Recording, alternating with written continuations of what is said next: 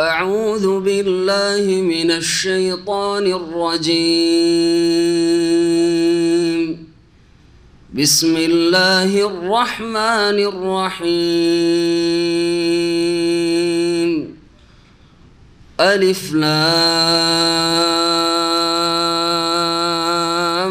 را تلك آيات الكتاب الحكيم.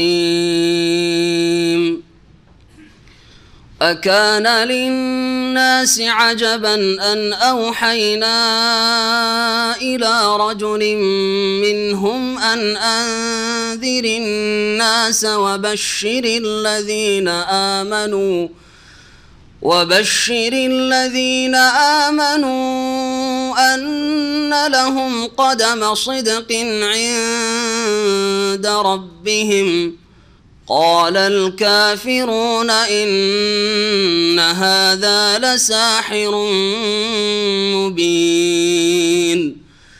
إن ربكم الله الذي خلق السماوات والأرض في 6 أيام ثم استوى على العرش يدبر الأمر ما من شفيع إلا من بعد إذنه. ذلكم الله ربكم فاعبدوه أفلا تذكرون. ذلكم الله ربكم فاعبدوه أفلا تذكرون. إليه مرجعكم جميعا وعد الله حقا. إنه يبدأ الخلق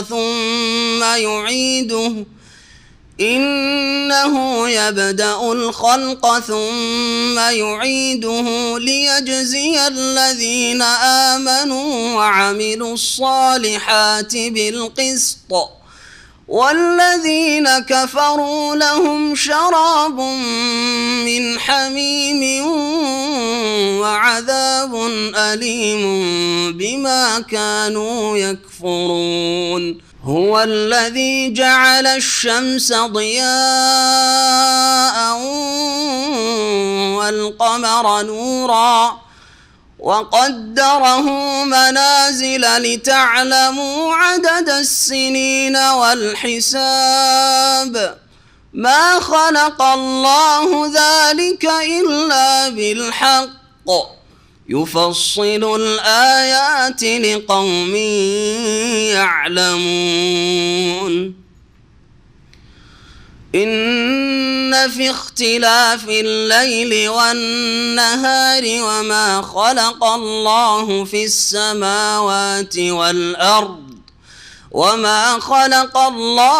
السماوات والأرض لآيات لقوم يتقون.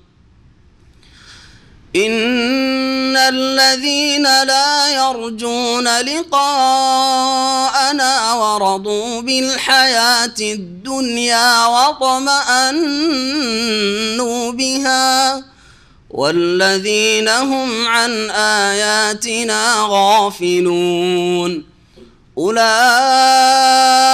مأواهم النار بما كانوا يكسبون. إن الذين آمنوا وعملوا الصالحات يهديهم ربهم بإيمانهم تجري من تحتهم الأنهار في جنات النعيم. دعواهم فيها سبحانك اللهم وتحيتهم فيها سلام وآخر دعواهم أن الحمد لله رب العالمين.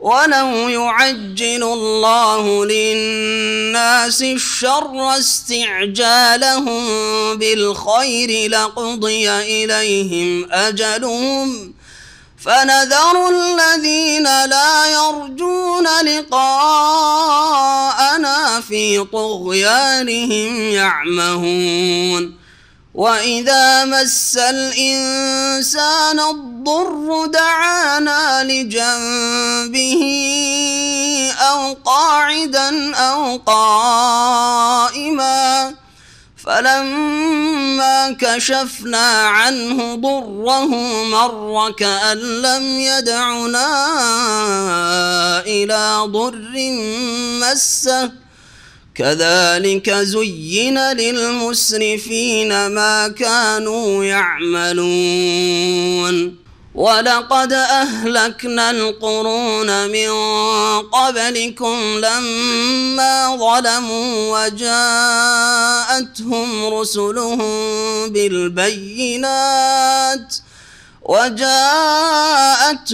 رسلهم بالبينات وما كانوا ليؤمنوا كذلك نجزي القوم المجرمين ثم جعلناكم خلائف في الأرض من بعدهم لننظر كيف تعملون وإذا تتلى عليهم آياتنا بينات قال الذين لا يرجون لقاءنا ائت بقرآن غير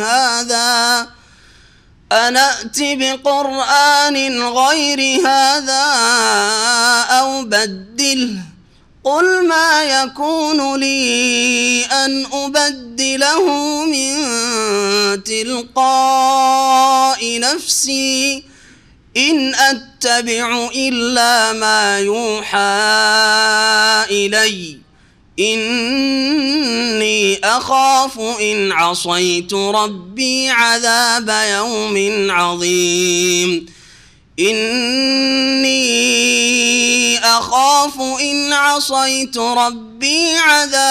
يوم عظيم قل لو شاء الله ما تلوته عليكم ولا أدراكم به فقد لبثت فيكم عمرا من قبله أفلا تعقلون فمن أظلم ممن افترى على الله كذبا أو كذب بآياته إنه لا يفلح المجرمون.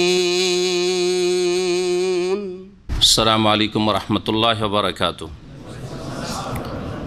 إن الحمد لله نحمده ونستعينه ونستغفره ونعوذ بالله من شرور أنفسنا ومن سيئات أعمالنا من يهده الله فلا مضل له ومن يضلل فلا هادي له وأشهد أن لا إله إلا الله وحده لا شريك له وأشهد أن محمدا عبده ورسوله صلى الله تعالى عليه وعلى آله وصحبه وسلم تسليما كثيرا أما بعد فأعوذ بالله من الشيطان الرجيم بسم الله الرحمن الرحيم ألف لام را تلك آيات الكتاب الحكيم أكان للناس عجبا أن أوحينا إلى رجل منهم أن أنذر الناس وبشر الذين آمنوا أن لهم قدم صدق عند ربهم قال الكافرون إن هذا لساحر مبين. মহান আল্লাহর সমস্ত প্রশংসা যে আল্লাহ পাক রব্বুল আলামিন অশেষ রহমতে মাহে রমজানুল মোবারক 1436 হিজরি শেষ করে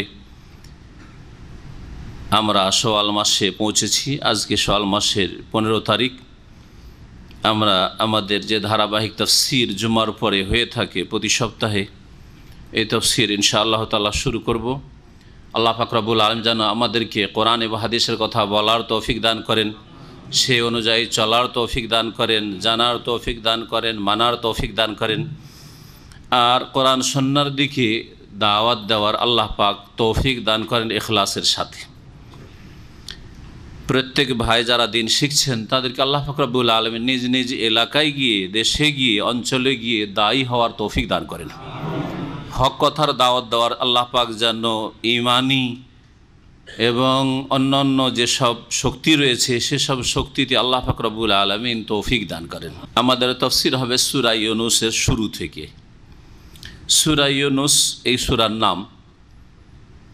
নামকরণ হয়েছে এই সূরার আয়াত নম্বর 98 ইউনূস আলাইহিস সালামের ঘটনার একটি অংশ, শুধু একটি অংশ। তা হচ্ছে কোনো জাতির জন্য আল্লাহ পাকের আসমানি আযাব বা জমিনি আযাব, দুনিয়ার পার্থিব আযাব এসে যাওয়ার পর, অথবা সেই জাতি আযাবকে দেখে নেওয়ার পরে আযাব কোনো জাতির সরেনি, যে কোনো জাতিকে ধ্বংস করা হয়েছে একমাত্র ইউনূস আলাইহিস সালামের জাতি ছাড়া। যারা আল্লাহর আযাবের লক্ষণ অবলোকন করেছিল, দেখে ফেলেছিল, তারপরেও তাদের তওবায়, তাদের ইখলাসে এবং তাদের আল্লাহ পাকের দিকে একাগ্রতার সাথে ধাবিত হওয়ায় আল্লাহ পাক তাদের অপরাধকে মাফ করেছেন আর আল্লাহ পাক সেই আযাবকে সরিয়েছেন। এই একটি আয়াত রয়েছে, আয়াত নম্বর 98 সূরায়ে ইউনূসের, যাতে ইউনূস আলাইহিস সালামের কথা বলা হয়েছে। আর নাহলে গোটা সূরা যদি পড়ে আপনি শুরু থেকে শেষ পর্যন্ত পড়েন তো ইউনূস আলাইহিস সালামের ঘটনা পাবেন না। আর লম্বা করে ঘটনা বর্ণনা করা হয়েছে মূসা আলাইহিস সালামের। এই সূরা নবী করিম সাল্লাল্লাহু আলাইহি সাল্লামের মক্কি জীবনে নাযিল হয়েছে। আর রাসূলুল্লাহ সাল্লাল্লাহু আলাইহি ওয়াসাল্লামের উপর মক্কি জীবনে যেই সব আয়াত বা সূরা নাযিল হয়েছে সেগুলির বিষয়বস্তু প্রতিটি সূরার শুরুতে প্রায় আমি বলে থাকি যে এগুলির বিষয়বস্তু তৌহিদ অথবা রেসালাতের দুটি দিক। একটা হচ্ছে রসুল সম্পর্কে জ্ঞান দেওয়া মানব জাতিকে, আর রসুলের কাছে যা আসে তা হচ্ছে ওহী সম্পর্কে জ্ঞান দেওয়া, সে কোরআনে কারীম হোক অথবা আগের আম্বিয়া রসুলগণের ওপর যেসব গ্রন্থ নাজিল হয়েছে সেগুলির বিষয় হোক, হচ্ছে রিসালাত। আর একটি বিষয় হচ্ছে আখিরাতের বিষয়ে, কারণ আখিরাত সম্পর্কে তারা হয় বিশ্বাসই করতো না অথবা তাদের অস্পষ্টতা ছিল, কোনো ক্লিয়ার ধারণা ছিল না, বা ভ্রান্ত ধারণা, যেমন হিন্দুদের ভ্রান্ত ধারণা আখিরাত পরকাল বলে কিছু নাই, পুনরাগমন আছে, বা পুনর্জন্ম আছে, বারবার করে একটি প্রাণী বারবার জন্মিতে থাকে, কখনো মানুষে জন্মে, আর মানুষের বিভিন্ন স্তর আছে। আর সৎ লোক হলে সে যে সমাজের যারা দলিত, ওদের ধরেন যারা ডোম চামার মেথর, তারাও ব্রাহ্মণ হয়ে জন্মিতে পারে, মুখার্জি চ্যাটার্জি ব্যানার্জি হয়ে জন্মিতে পারে। আর মুখার্জি চ্যাটার্জি ব্যানার্জিও যদি অসৎ হয় তাহলে তাদের সে ডোম চামার দলিত হয়ে জন্মিবে আগামী জন্মে, অথবা অন্য কোনো পশু হয়ে, হনুমান বানর কুকুর শৃগাল হয়ে জন্মিবে। এইসব ভ্রান্ত বিশ্বাস হিন্দু ধর্মের। দ্বীনে ইসলাম একমাত্র দিন, আল্লাহ পাকে নাজিলকৃত দিন, কারণ সেটি আল্লাহর পক্ষ থেকে মানুষের তৈরি করা নয়, আল্লাহর তরফ থেকে নাজিল হয়েছে সমস্ত মানুষের সার্বিক কল্যাণের জন্য, যার ফলে এতে আখিরাত, মানুষের মওতের পরের জীবন সম্পর্কে বিষয়গুলি একেবারে ক্লিয়ার, স্পষ্ট। এবং যে বিষয়গুলি আখিরাত সম্পর্কে বলা হয়েছে সবগুলি যুক্তিসঙ্গত, সবগুলির পেছনে হিকমত রয়েছে, আল্লাহ পাকের হিকমতে বালেগা রয়েছে। সেখানে স্পষ্ট দেখতে পাবে যে কে অপরাধী আর অপরাধীর শাস্তি হলো, কে ভালো কাজ করে গেছে দুনিয়ায় সে ভালো ফলাফল পেল, ঠিক না? আখিরাতে এটা স্পষ্ট হবে। কিন্তু হিন্দুদের এই ভ্রান্ত আকিদা, ভ্রান্ত বিশ্বাস যদি আপনি ধরে নেন, তাতে কোনো সময় স্পষ্ট এইভাবে চলতেই থাকবে। কেউ কারো সম্পর্কে জানে এই লোকটা আমার দাদার উপরে জুলুম করেছিল, বাপের উপরে জুলুম করেছিল, আমার বাপকে খুন করেছিল, অথবা জাতির বড় জালেম ছিল সেই জন্য সে চণ্ডাল হয়ে জন্মেছে, সে গরু ছাগল হয়ে জন্মেছে, সে কুকুর শৃগাল হয়ে জন্মেছে, শুকুর হয়ে জন্মেছে, কিছু তো বুঝতে পারছি না যে শুকুরটা কোনো যুগে কোনো মানুষ ছিল, ব্রাহ্মণ ছিল না কি ছিল। তাহলে বোঝা যাচ্ছে না যে কোথায় আল্লাহ পাকের সুবিচার হচ্ছে আর না হচ্ছে স্রষ্টার। কিন্তু দ্বীন ইসলামে আল্লাহ পাকের আদলে ইনসাফ হচ্ছে, সুবিচার হচ্ছে, এটা আখিরাতে স্পষ্ট হয়ে যাবে। আখিরাত সম্পর্কে যদি এগুলি কথা বলতে যাই তো কথা অনেক লম্বা হয়ে যাবে। বলতে চাইছি যে আখিরাত সম্পর্কে কোনো জাতির, মুসলিম ছাড়া বা আম্বিয়া রসুলগণের অনুসারী, খালেস অনুসারী ছাড়া, ইহুদি নাসারা খালেস অনুসারী নাই, বিকৃত ধর্ম তারা নিজের মন গড়া, তাতে অনেক কিছু মিশিয়ে দিয়ে আসল তাদের যে আম্বিয়া রসুলগণের নিয়ে আসা ধর্ম ছিল তাকে বিকৃত অনেক দূরে চলে গেছে তাদের আদর্শ থেকে। আসল যে দিন আল্লাহ নাজল করে যে কোন নবী রসুলগণের, ওপর, সেসব দিনে এসব আকিদা বিশ্বাসগুলি একেবারে স্পষ্ট, কোনো অস্পষ্টতা নেই। তো এগুলি হচ্ছে মক্কি জীবনের সূরার বিষয়বস্তু, কারণ এগুলির সংশোধনের প্রয়োজন। আখিরাতের প্রতি বিশ্বাস হলে সততায় ফিরে আসবে, অসৎ কথা কাজ ছাড়বে, পাপ জুলুম অত্যাচার ছাড়বে। আল্লাহর প্রতি, আল্লাহর তৌহিদের প্রতি বিশ্বাসী হলে শিরক, মূর্তি পূজা, কবর পূজা, মাজার পূজা, মানুষ পূজা, সৃষ্টি পূজা ছাড়বে। রাসূলের প্রতি বিশ্বাস, রিসালাতে বিশ্বাস, ওহীতে বিশ্বাস হলে নিজের খেয়াল খুশি চলবে না, অথবা নিজের বড়রা বলছে, আমার বংশের সর্দার বলছে, অথবা দেশের শাসক বলছে, সেই জন্য যা বলছে তাই গরু ছাগলের মতো তাই মেনে চলবে না। আল্লাহর নাজিলকৃত বিধান যা রাসূলের প্রতি নাজিল হয়েছে সেই অনুযায়ী জীবনযাপন করব। এগুলি হচ্ছে মৌলিক মানুষের সংশোধনের বিষয়, যেগুলির মাধ্যমে কাফির, অমুসলিম, অবিশ্বাসী যারা, তাদের সংশোধনের দিক প্রথমে। সুতরাং আল্লাহ পাক রব্বুল আলামিন যেখান থেকে শুরু করলে মানুষের আসল সংশোধন হয় সেখান থেকে শুরু করেছেন।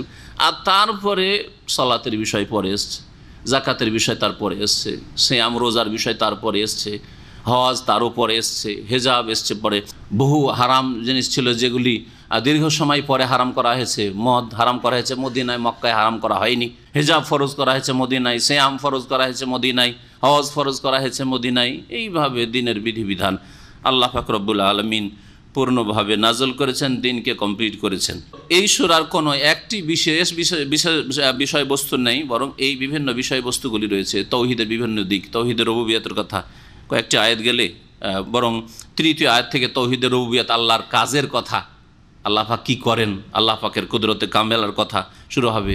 তারপর এলাইহি মারজিউকুম, আখিরাত পরকালের কথা শুরু হবে। এইভাবে আল্লাহ রাব্বুল আলামিন তার সম্পর্কে, তার দিন সম্পর্কে, আখিরাত সম্পর্কে যেসব বিষয়গুলি রয়েছে আল্লাহ পাক এখানে বর্ণনা করেছেন। আল্লাহ পাক ইরশাদ করেছেন, আলিফ লাম রা তিলকা আয়াতুল কিতাবিল হাকিম। আলিফ লাম রা এগুলিকে হুরুফে মুকাত্তা বলা হয় আরবি ভাষায়, মানে বিচ্ছিন্ন অক্ষর, যেগুলি সম্পর্কে সাহাবারাও জিজ্ঞেস করেননি, রাসূলুল্লাহ সাল্লাল্লাহু আলাইহি ওয়াসাল্লাম বলেননি এগুলির উদ্দেশ্য, এগুলি কী জন্য আল্লাহ নাজেল করেছেন, এগুলি কোনো শাব্দিক অর্থ অথবা শর্ট ফর্ম, এগুলি যেমন শর্ট ফর্ম আজকাল হয়ে থাকে, বিভিন্ন ভাষায় শর্ট ফর্ম ব্যবহার করে থাকে, এরকম কিছু নয়। বরং এগুলি দিয়ে আল্লাহ পাক রব্বুল আলামিন হয় চ্যালেঞ্জ করেছেন। এই একটি যতগুলি কথা বলা হয়েছে, অনেক কথাই বলা হয়েছে, বিভিন্ন তফসিরে বাইজাবি, তফসিরে কাশাফ, এরকম বড় বড় যেসব তফসিরগুলি রয়েছে অনেক কথা বর্ণনা করেছে, কিন্তু সবগুলি খেয়াল খুশি কথা। তফসিরকারদের, মুফাসসিরিনদের সবাই নিজের কল্পনা জল্পনা এসব কথাবার্তা বলেছে। যতগুলি কথা বলা হয়েছে এগুলির ব্যাখ্যায় বিচ্ছিন্ন অক্ষর, আলিফ লাম মিম হোক, আর কাফ হোক, আর কাফ হা ইয়া আইন সাদ হোক, যেগুলি হোক, এক অক্ষর বিশিষ্ট হোক, দুই অক্ষর বিশিষ্ট হোক, তিন অক্ষর বিশিষ্ট হোক, চার অক্ষর বিশিষ্ট হোক, পাঁচ অক্ষর বিশিষ্ট হোক, এইরকমভাবে কোরআনে কারিমের বিভিন্ন সূরায় শুরুতে রয়েছে। সবগুলিতে নেই, কিন্তু বেশ কিছু সূরা শুরুতে রয়েছে। এগুলোর উদ্দেশ্য হয় চ্যালেঞ্জ করা জাতিকে, যে আলিফ লাম রা, আলিফ লাম মিম এগুলি দিয়ে তো কোরআনে কারিম আল্লাহ নাজল করেছেন। নতুন কোনো অ্যালফাবেট নেই, নতুন কোনো শব্দ অক্ষর নেই, যেগুলি দিয়ে বর্ণ নেই, যেগুলি দিয়ে আল্লাহ কোরআন নাজিল করে, সেই জন্য কোরআনের মোকাবেলা করতে পারো না, এমন কথা নাই। হয় কোরআনের প্রতি বিশ্বাস করো, আর না হলে চ্যালেঞ্জ গ্রহণ করো, নিয়ে আসো, এরকম বাক্য তৈরি করে নিয়ে আসো। এই একটা উদ্দেশ্য, এটা অনেকটাই যুক্তিসঙ্গত, আল্লাহু আলাম। দুই নম্বর কথা হচ্ছে যে মানুষের মধ্যে শৌক পয়দা করা, তাশবিক যেটাকে বলা হয়। নতুন কিছু দেখলে মানুষ সেই দিকে কি হয়, আগ্রহী হয়। যদি ডেলি যে রুটিন রয়েছে ওই রুটিন মাফিক চলতে থাকেন, বলতে থাকেন, তাহলে মানুষ কিন্তু ওই রকমই, এর আগে ওই রকমই দেখেছি, ওই রকম। কিন্তু একটা নতুন যখন একটা ভঙ্গিমা আপনি গ্রহণ করবেন, তখন মানুষ হবে সজাগ হবে। এটা মানুষের স্বভাব। তো এটা একটা উদ্দেশ্য বলা হয়েছে। আরবরা এই তাদের আপনার শের হোক, পদ্য হোক, অথবা নাসর হোক, গদ্য হোক, কোনোটাতে এইরকম বিচ্ছিন্ন অক্ষর ব্যবহার করাই অভ্যস্ত ছিল না, এরকম কোনো প্রচলন ছিল না। তারা তাদের কাসিদাতে কখনো এরকম শব্দ অক্ষরগুলি ব্যবহার করতো না। নতুন তরিকায় যখন কোরআন কারীম নাজিল হওয়া শুরু, আরে কি বলছে রে, আলিফ লাম রা, আলিফ লাম মিম, কি বলছে দেখি শুনি। জি, কিছুদিন আগে আমি কিন্তু এগুলো বলতে গিয়ে বলেছি যে আজকাল যে এই পোস্টারগুলি দিচ্ছে, বিভিন্ন বিজ্ঞাপন, বিভিন্ন ব্যবসা বাণিজ্যের বিজ্ঞাপনগুলি দিচ্ছে কিনা, কিন্তু তাতে নতুনত্ব নিয়ে আসে, দেখতে বিশ্রী লাগছে, নোংরা লাগছে, একটা ছবি দিয়েছে কিন্তু তারপরে ওটা দিয়েছে, এখানে তাকাবেন মানে কী দিয়েছে রাজ, তাই না? তারপরে ভাষা, সুন্দর সুন্দর অলঙ্কারপূর্ণ ভাষা, ফাসিয়ার বালিক ভাষা, শুদ্ধ সহি শুদ্ধ ভাষা না, মাতৃভাষা। হ্যাঁ, কীভাবে লিখেছে, তো ওইদিকে একটু আগ্রহটা বেশি হবে, কারণ একটা সিলেটি লোকের সিলেটি ভাষা যদি সহজ থাকে, সিলেটি ভাষা সবাই শুনবে। হ্যাঁ, নোয়াখালীর ভাষা যদি নোয়াখালী লোক ওই সবাই শুনবে, চিটাগাঙের ভাষা শুনবে, আজব লাগবে আপনাদেরকে যদি ওই শোনে, হ্যাঁ মনোযোগ দিয়ে শুনবেন। কেরালার ভাষা এখন যদি শোনে, কী বলতে শুরু করেছে রে, সবাই কিন্তু ঘুমাচ্ছিলেন, কিন্তু এখনই কেরালা ভাষা যদি শুরু হয়ে যায়, হড়মড় হড়মড় হড়মড় শুরু হয়ে যায়, তাহলে সবাই কিন্তু জেগে উঠবেন, ঠিক না? মানুষের মধ্যে তাশওয়ীক, শখ পয়দা করা, আগ্রহ পয়দা করা, এটাও উদ্দেশ্য হতে পারে। আল্লাহু আলাম। এই কথাগুলি বারবার ফিরাচ্ছি, আর বেশি না ফিরিয়ে এরপরে বলবো আল্লাহু আলাম, আল্লাহ ভালো জানেন। শেষখানে তিলকা আয়াতুল কিতাবিল হাকিম, এগুলি হচ্ছে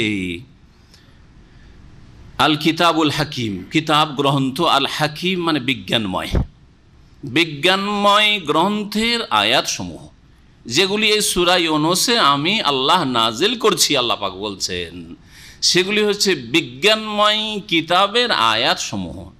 এগুলি আয়াতের কোনো কথা, আদেশ, নিষেধ অথবা আল্লাহর কাজ, যা কিছু আল্লাহ রুবুবিয়তের সাথে সম্পর্কিত হোক, আল্লাহর আসমা সিফাত নাম গুণাবলীর সাথে সম্পর্কিত হোক, আল্লাহ পাকের ইবাদত বন্দেগী তৌহিদে উলুহিয়াত ইবাদত সম্পর্কিত হোক, আদেশ নিষেধ হোক, সে সৃষ্টিগত আদেশ হোক, আওয়ামের কৌনিয়া হোক, অথবা শরীয়তগত আদেশ হোক, আওয়ামের শরঈয়া হোক, সবগুলি হচ্ছে বিজ্ঞানময়। আল্লাহ পাকের শরীয়তের প্রত্যেকটি বিধিবিধান হচ্ছে বিজ্ঞানপূর্ণ, যুক্তিপূর্ণ, আর প্রত্যেকটি সৃষ্টিতে যা ঘটছে তাও হচ্ছে বিজ্ঞানপূর্ণ। তিলকা আয়াতুল কিতাবিল হাকিম আকানা লিন্নাসি আজাবান, মানব জাতির জন্য কি আশ্চর্যের বিষয় হয়ে গেছে, কি আন আওহায়না ইলা রাজুলিম মিনহুম, যে তাদের মধ্য থেকে একজন পুরুষ লোকের কাছে আমি ওহী করেছি। এটা আশ্চর্যের বিষয় হয়ে গেল? এটা কোনো আশ্চর্যের বিষয় হয়ে গেল যে কেন তোমাদের মধ্যে থেকে একজন পুরুষকে আমি মনোনীত করলাম, মুহাম্মদ সাল্লাল্লাহু আলাইহি সাল্লামকে, আর তার কাছে ওহী করলাম? তাহলে রিসালাতের প্রতি ঈমানের দিকে আহ্বান করা হচ্ছে, ওহীর বিধানের দিকে, ঈমানের দিকে আহ্বান করা হচ্ছে। ইলা রাজুলিম মিনহুম, এই আয়াতগুলিতে এক একটি শব্দে আপনি গভীরভাবে চিন্তা করেন, রাজুল বলা হয়েছে, তার মানে বোঝা গেল যে আল্লাহ রাব্বুল আলামিন সবসময় পুরুষদের কাছে ওহী নাজিল করে, কোনো মহিলা নবী হয়নি। সুতরাং কেউ যদি বলে যে মারিয়াম নবিয়া ছিলেন, আসিয়া নবিয়া ছিলেন, এটি বাতিল আকীদা, ভুল কথা। আর একটি আকীদা শুনেন, বিদাতপন্থীরা, আমাদের ভারত বাংলাদেশের বিদাতপন্থীরা বলে নবী নূরের পয়দা, তারও খণ্ডন আছে। রাজুল পুরুষ মানুষ, নর আর নারী, পুরুষ আর নারী, হ্যাঁ সব আদম সন্তান কিনা, বানু আদম না, আদম সন্তান। আর ও আদম কিসের তৈরি? মিন তুরাব। ইন্না মাসালা ঈসা ইনদাল্লাহি কামাসালি আদম খালাকাহু মিন তুরাব। আল্লাহ বলছেন যে আদম আলাইহিস সালামকে আল্লাহ সৃষ্টি করেছেন মাটি থেকে। হ্যাঁ, আর আদমের ছেলে মেয়েদেরকে রাজুল আর ইমরা বলা হয়, হ্যাঁ পুরুষ অথবা নারী বলা হয়। তাহলে মুহাম্মদ সাল্লাল্লাহু আলাইহি সাল্লামকে আল্লাহ যখন রাজুল বলেছেন, তার মানে তিনি আদম সন্তান, আর আদম মাটি থেকে, সুতরাং মুহাম্মদ সাল্লাল্লাহু আলাইহি সাল্লাম হ্যাঁ বাপের সূত্রে, আদমের সূত্রে মাটির তৈরি, নূরের তৈরি নয়, বিদাতি কথা। বরং তার সাথে সাথে কেউ যদি বলে যে নূরুল্লাহর, আল্লাহর নূরের তৈরি, তাহলে আল্লাহর অংশীদার স্থাপন করলো নবীকে, হ্যাঁ আল্লাহর অংশ বানিয়ে দিল। রুহুল্লাহ, আল্লাহ রুহ, অথবা ইবনুল্লাহ, আল্লাহর পুত্র বলে খ্রিস্টান যদি মুশরিক হয়, তাহলে কোনো বিদাতি মুসলিম যদি নূরুল্লাহ, আল্লাহর নূরের অংশ বিশেষ যদি নবীকে বলে, তাহলে সে মুশরিক হবে না? এত অবিচার কেন যে খ্রিস্টান ওই অপরাধ করলে মুশরিক হয়ে যায়, আর মুসলিম করলে 7 খুন মাফ হয়ে যায়? কখনোই অবিচার করবেন না। তাদের মধ্য থেকে একজন পুরুষের কাছে আমি ওহী করেছি, এটা আশ্চর্যের বিষয়। আন আনজিরিন নাস, এই মর্মে ওহী করেছি। তাহলে নবীর কাজ কি ছিল, কি ওহী করেছেন, ওহীর মৌলিক বিষয় কি ছিল? বলছেন আন, এ কথা এই মর্মে আনজারিন নাস, যে মানব জাতিকে সতর্ক সাবধান করো, যেই পথে আছে সতর্ক সাবধান করে দাও, থামো, স্টপ, থামো, এই পথে আর চলিও না, শিরকের পথে, কুফরির পথে, পাপের পথে, অন্যায়ের পথে, হ্যাঁ, কুপ্রবৃত্তির পূজার পথে, খেয়াল খুশি যেদিকে ইচ্ছা সেদিকে চলছে, যেমন পূজা তেমন, যেমন উপাসনা তেমন, মন হইলি হইল, এইরকম চলবে না। আল্লাহর ইচ্ছা অনুযায়ী ইবাদত করতে হবে, আল্লাহ যেইভাবে বলেছেন সেভাবে চলতে হবে। আর আল্লাহ বলেছেন নবী রসুলগণের মাধ্যমে, রসুলকে পাঠিয়েছেন, আনজারিন নাস, মানুষকে সতর্ক করো যে এইভাবেই চলতে থাকলে সাবধান, সাবধান, জাহান্নাম সামনে রয়েছে অবস্থায় মারা গেলে। তাহলে যারা কাফের অবাধ্য তাদেরকে সতর্ক সাবধান এনজার করতে বলা হয়েছে, ওয়াবাশশিরিল্লাযিনা আমানু। দেখেন এই আয়াতে এনজার আর তাবশির দুটো বলা হয়েছে। আনজের, এনজার থেকে সতর্ক সাবধান করা। সাবধান কাকে করে? যারা অপরাধ, এই সাবধান তুই, তার মানে অপরাধে কোনো দিকে গিয়েছো তুমি, সাবধান। এই কাফের মুশরিক সাবধান, এই বেনামাজি সাবধান, এই পাপিষ্ঠ সাবধান, সাবধান। এটা লোক আল্লাহ ভীরু, মুত্তাকি, তৌহিদ প্রতিষ্ঠাকারী, কোরআন সুন্নাহর অনুসারী, সাবধান। ওই কি দোষ করলাম? সাবধান, ঠিক না? তা আল্লাহ বলছেন না, ওদেরকে সাবধান না, ওদেরকে ওয়াবাশশিরিল্লাযিনা আমানু, আর সুসংবাদ দিয়ে দাও হে নবী ওই সব লোকদেরকে যারা ঈমান নিয়ে এসেছে, বিশ্বাসী হয়েছে।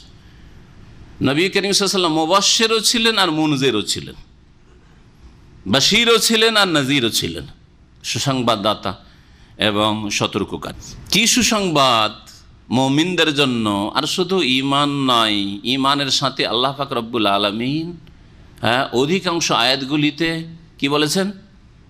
ওয়া আমিলুস সালিহাত বলেছেন, বলেছেন না বলেন নাই? ইল্লা মান আমানা ওয়া আমিলা আমালান সালিহান, ঈমানের সাথে নেক আমলের কথা বলেছেন।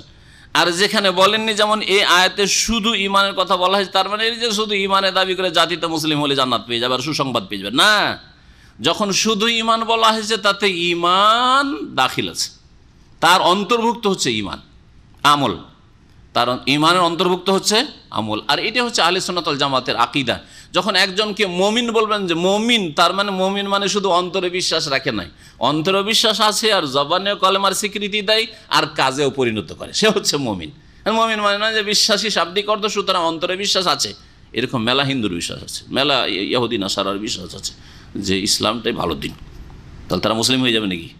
কখনো না। এই জন্য আহলে সুন্নাত ওয়াল জামাতের নিকট ঈমান হচ্ছে তিনটি বিষয়ের সমষ্টির নাম।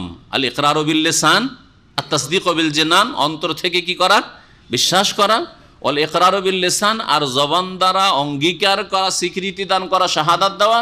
আর ওয়াল আমালু বিল আরকান বা বিল জাওয়ারিহ, অঙ্গ প্রত্যঙ্গ দিয়ে কাজে পরিণত করা, আমল করা। তো যেখানে ঈমান বলা হয়েছে, আমলও তারও অন্তর্ভুক্ত রয়েছে। ওয়াবাশশিরিল্লাযিনা আমানু, মুমিনদেরকে সুসংবাদ দিয়ে দাও, এই মর্মে আমি নবীকে পাঠিয়েছি। আন্না লাহুম, কি সুসংবাদ দেবে? আন্না লাহুম কাদামা সিদকিন ইনদা রাব্বিহিম, যে তাদের জন্য তাদের প্রতিপালকের নিকট সুউচ্চ মর্যাদা রয়েছে। কাদাম শাব্দিক অর্থ, কাদাম মানে পা হয়, হ্যাঁ, কদম। আর সিদক মানে সত্যতা, কাযিব বা কিযব। কাযিব আর কিযব দুটাই ঠিক না, একটা ঠিক। কিন্তু কোরআনে কারীম আল্লাহ পাক ওয়াজাউ আলা কামিসি বিদামিন কাযিব, সূরা ইউসুফ বলেছেন। হাফেজ তো আয়াত থেকে দলিল পেশ করে দিল। তো আয়াতে যদি কাযিব থাকে, তার মানে কিযবটা কি গলত? আমি এটুকু জানতে চাইছি, গলত না দুটাই ঠিক? শুনে রাখেন ভালো করে। কাযিব আর কিযব দুটোই হচ্ছে ফাসিহ, মানে দুটোই শুদ্ধ ভাষা, তবে কাযিবটা হচ্ছে আফসাহ, অধিক শুদ্ধ। কাযিবটা হচ্ছে অধিক শুদ্ধ, শুদ্ধ ভাষা দুটোই, কিন্তু একটা অধিক শুদ্ধ। আন্না লাহুম কাদামা সিদকিন ইনদা রাব্বিহিম, তাদের জন্য সুউচ্চ মর্যাদা রয়েছে, এটা হচ্ছে ভাব অর্থ। কাদামা সিদক, সুউচ্চ মর্যাদা, সত্য থেকে নিয়ে গেলাম মর্যাদায়, কাদাম, আর মর্যাদা ওখানে তার কদম পৌঁছে, মানে সুউচ্চ মর্যাদায় অধিষ্ঠিত হবে। সুউচ্চ মর্যাদা আল্লাহ পাক রব্বুল আলামিনের কাছে রয়েছে। যেমন সূরা কামারের শেষ আয়াতগুলিতে আল্লাহ পাক বলেছেন, ইন্নাল মুত্তাকিনা ফি জান্নাতিন ওয়া নাহার, মুত্তাকিন আল্লাহ ভীরুরা কোথায় থাকবে? বহু জান্নাতে আর নহরে থাকবে। ফি মাকআদি সিদকিন, ওখানে আল্লাহ কি বলেছেন? এখানে কাদামা সিদকিন বলেছেন, ওখানে মাকআদা সিদকিন, ওখানে বলা হয়েছে সুউচ্চ মর্যাদা, ভাব অর্থ। মাকআদ মানে বসার সিট, এটা হচ্ছে মাকআদ, সিট। আপনার যে যে জায়গায় বসে আছেন এটা আপনার সিট। এটা আমার জায়গা, এটা আমার সিট, এটা হচ্ছে মাকাদ মানে সিট। আজকাল প্লেনে যদি মাকাদ বলা হচ্ছে, সিটকে মাকাদ বলা হচ্ছে না, বা বাসে যে কোনো ট্রেনে আরবিতে মাকাদ বলা হচ্ছে। ফি মাকাদে সিদকিন মানে সত্য, আর মাকাদ মানে বসার জায়গা, কিন্তু ভাব অর্থ হচ্ছে হ্যাঁ ফি মাকামিন আলিয়িন, সুউচ্চ স্থানে, সুউচ্চ মর্যাদায় আল্লাহ পাক রব্বুল আলামিন অধিষ্ঠিত করবেন আল্লাহ ভীরুদেরকে। ইনদা মালিকিন, এবং রব্বুল আলামিন যিনি একমাত্র মালিক তার নিকটই, আল্লাহ পাককে নিকটবর্তী হবে জান্নাতে। মুক্তাদের, যিনি সর্বশক্তিমান, সব কিছুর ওপর ক্ষমতাবান, তার নিকটবর্তী হবে এবং তাকে দেখবে, সেই দিন তার দর্শনে ধন্য হবে। শেখুল ইসলাম ইবনে তাইমিয়া রহমতুল্লাহ আলাইহির জীবনীতে লেখা হয়েছে যে তার ইন্তেকালের পূর্ব মুহূর্তে তার জেলে ইন্তেকাল হয়েছে। জেলে ইন্তেকাল, তো জেলে ইন্তেকালটা খারাপ জিনিস নয়। খারাপ হচ্ছে যে আপনি পাপী হয়ে যদি জেলে ইন্তেকাল করেন, অপরাধী যদি জেলে ইন্তেকাল করেন, আর যদি আলহামদুলিল্লাহ ভুল হইলেও তওবা করে নিয়েছেন, ইসলাহ করে নিয়েছেন, অথবা আলহামদুলিল্লাহ ভুল হয়নি, নির্দোষী কিন্তু জবরদস্তি আপনাকে জেলে ঠেলে দেওয়া হয়েছে, তাহলে এগুলি হচ্ছে সুন্নাতুল আম্বিয়া এবং সুন্নাতুল ওলামা। আম্বিয়াদের সুন্নত, ইউসুফ আলাইহিস সালামের সুন্নত, মুহাম্মদ রাসূলুল্লাহ সাল্লাল্লাহু আলাইহি ওয়াসাল্লামকে শেবে আবি তালিবের জেলের চাইতে বেশি কষ্টে রাখা হয়েছে। আবু তালেব ঘাটিতে অবরোধ করে খাদ্য পানি কোনো কিছু যেতে দেওয়া হয় না, আমাদের নবীর সুন্নাত। তারপরে ইমাম ইবনে তাইমিয়া রাহমাতুল্লাহ জেলে ইন্তেকাল হচ্ছে, তেলাওয়াত করছেন, কোরআন তেলাওয়াত করতে আসেন এই আয়াতে সূরা কমর, ইন্নাল মুত্তাকিনা ফি জান্নাতি ওয়ান নাহার ফি মাকাদি সিদকিন ইনদা মালিকিন মুক্তাদির, যেমন পড়া হয়েছে আল্লাহ পাকের কাছে রূহ চলে গেছে, ইন্তেকাল করেছেন তিনি রাহিমাহুল্লাহ তাআলা। ভাগ্যবান আল্লাহ পাক রব্বুল আলামিন যেন আমাদেরকে ভালো মওত দান করেন, ভালো অবস্থায় আল্লাহ পাক মওত দান করেন। আল্লাহ পাক খারাপ অবস্থা থেকে সবসময় আল্লাহ পাক যেন বাঁচিয়ে রাখেন আমাদেরকে। কালাল কাফিরুনা, কাফিররা বলে থাকে ইন্না হাযা লা সাহিরুম মুবিন। যখন নবী মুহাম্মদ সাল্লাল্লাহু আলাইহি ওয়াসাল্লাম ওহীর কথা বলা শুরু করলেন, 40 বছর পর্যন্ত একজন মানুষও নবী মুহাম্মদের ওপর কোনো দোষ চাপায়নি। খারাপ লোক, এর মধ্যে এই ত্রুটি আছে, কেউ সমালোচনা করেনি। সমালোচনার ঊর্ধ্বে ছিলেন মুহাম্মদ রাসূলুল্লাহ সাল্লাল্লাহু আলাইহি ওয়াসাল্লাম কাফেরদের কাছে, যতদিন পর্যন্ত দ্বীনের কথা না বলেছেন। কিন্তু যেমনই নবুয়তের রিসালাত এসেছে, তখন কাফেররা বলা শুরু করলো ইন্না হাযা লা সাহিরুন মুবিন, নিঃসন্দেহে এই লোক তো স্পষ্ট জাদুকর, জাদু করছে। কারো স্ত্রী বেরিয়ে মুসলমান হয়ে যাচ্ছে, কারো ছেলে মেয়ে বেরিয়ে মুসলিম হয়ে যাচ্ছে, কারো মেয়ে বেরিয়ে মুসলিম হয়ে যাচ্ছে, হ্যাঁ, কেউ ফ্যামিলি ছেড়ে একা গিয়ে বুড়া মুসলিম হয়ে যাচ্ছে। হ্যাঁ, এগুলোকে জাদু বলতো, জাদু। বিদাতিরাও এর থেকে ভিন্ন না। কোন একদিনই ভাই আমাদের দর্শা আছেন, আর ওনার এক ভাই পাক্কা বিদাতি। তো বিদাতিকে অনেক বোঝাবার চেষ্টা করেছে ওর বড় ভাইকে, কমপক্ষে শুনেন কথাগুলি, আপনি শোনেন, মানবেন না মানে আপনার ব্যাপার, শোনেন। বলছে না, শুনবো না, শোনার তাসির আছে, জাদু লেগে যাবে, শোনার তাসির আছে। জি হ্যাঁ। তো বিদাতিদের আচরণটা ওদের মতো, তাসির আছে, শুনবো না। কোরআন হাদিসের কথা শুনবে না, দলিলের কথা শুনবে, তো শুনবে কি তাহলে? আল্লাহর কথা শুনবে না, রসুলের কথা শুনবে না, আয়াত শুনবে না, হাদিস শুনবে না, তাহলে কি জাল কথা শুনবে, কিচ্ছা কাহিনী শুনবে, আর মানুষের বানানো ধর্ম শুনবে? ইন্না রাব্বাকুমুল্লাহুল্লাযী খালাকাস সামাওয়াতি ওয়াল আরদা ফি সিত্তাতি আইয়াম। এখান থেকে আল্লাহ পাক তাওহীদের রুবুবিয়তের কথা বলছেন। আল্লাহ পাক যা কিছু করেন, আল্লাহ পাকের কাজে আল্লাহ একক, এটা হচ্ছে তাওহীদের রুবুবিয়ত। সহজ ভাষায় তাওহীদুল্লাহ বিআফআলিহি, আল্লাহর কাজগুলিতে আল্লাহর একত্ব প্রতিষ্ঠা করা, আল্লাহর কাজে কেউ শরীক নেই। আল্লাহ প্রাণ দেন, কেউ প্রাণ দিতে পারেন, আল্লাহ ছেলে মেয়ে দেন, কেউ দিতে পারেন, আল্লাহ রোগ ভালো করেন, কেউ করতে পারে না, হ্যাঁ, রিজিক দেন, কেউ রিজিক বাড়াইতে পারে না, রিজিক কেড়েও নিতে পারে না।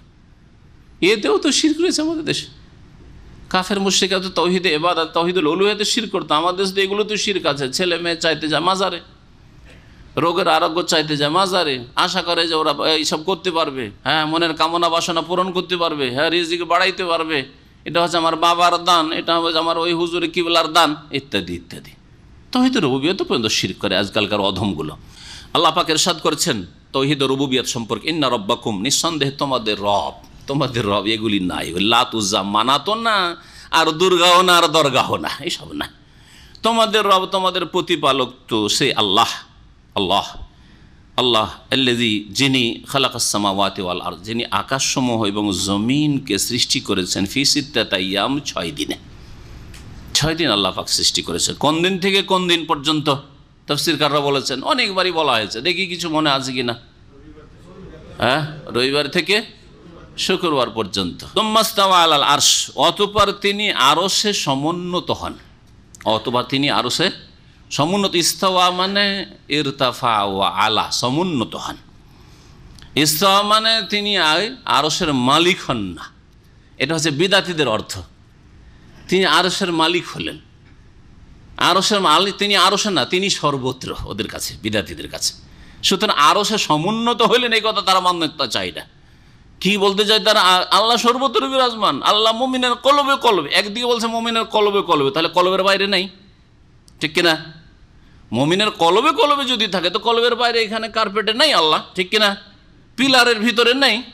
আবার আরেক দিকে বিদাতীদের আরেকটা ভাষা, ওই বিদাতীদেরই ভাষা হচ্ছে আল্লাহ সর্বত্র বিরাজমান আর সব কিছুতেই বিরাজমান। পিলারের ভিতরেও, এই বোতলের ভিতরেও, মোবাইলের ভিতরেও, বাইরেও, সব জায়গায়, খালি জায়গায়, মানুষের ভিতরে, সব কিছুতে, ঠিক না? সুতরাং যারই পূজা করো, যারই পূজা করো, আল্লাহরই ইবাদত করা হইলো, ঠিক কিনা? এটা ইসলাম ধর্ম না হিন্দুদের ধর্ম যে সব কিছু পূজনীয়?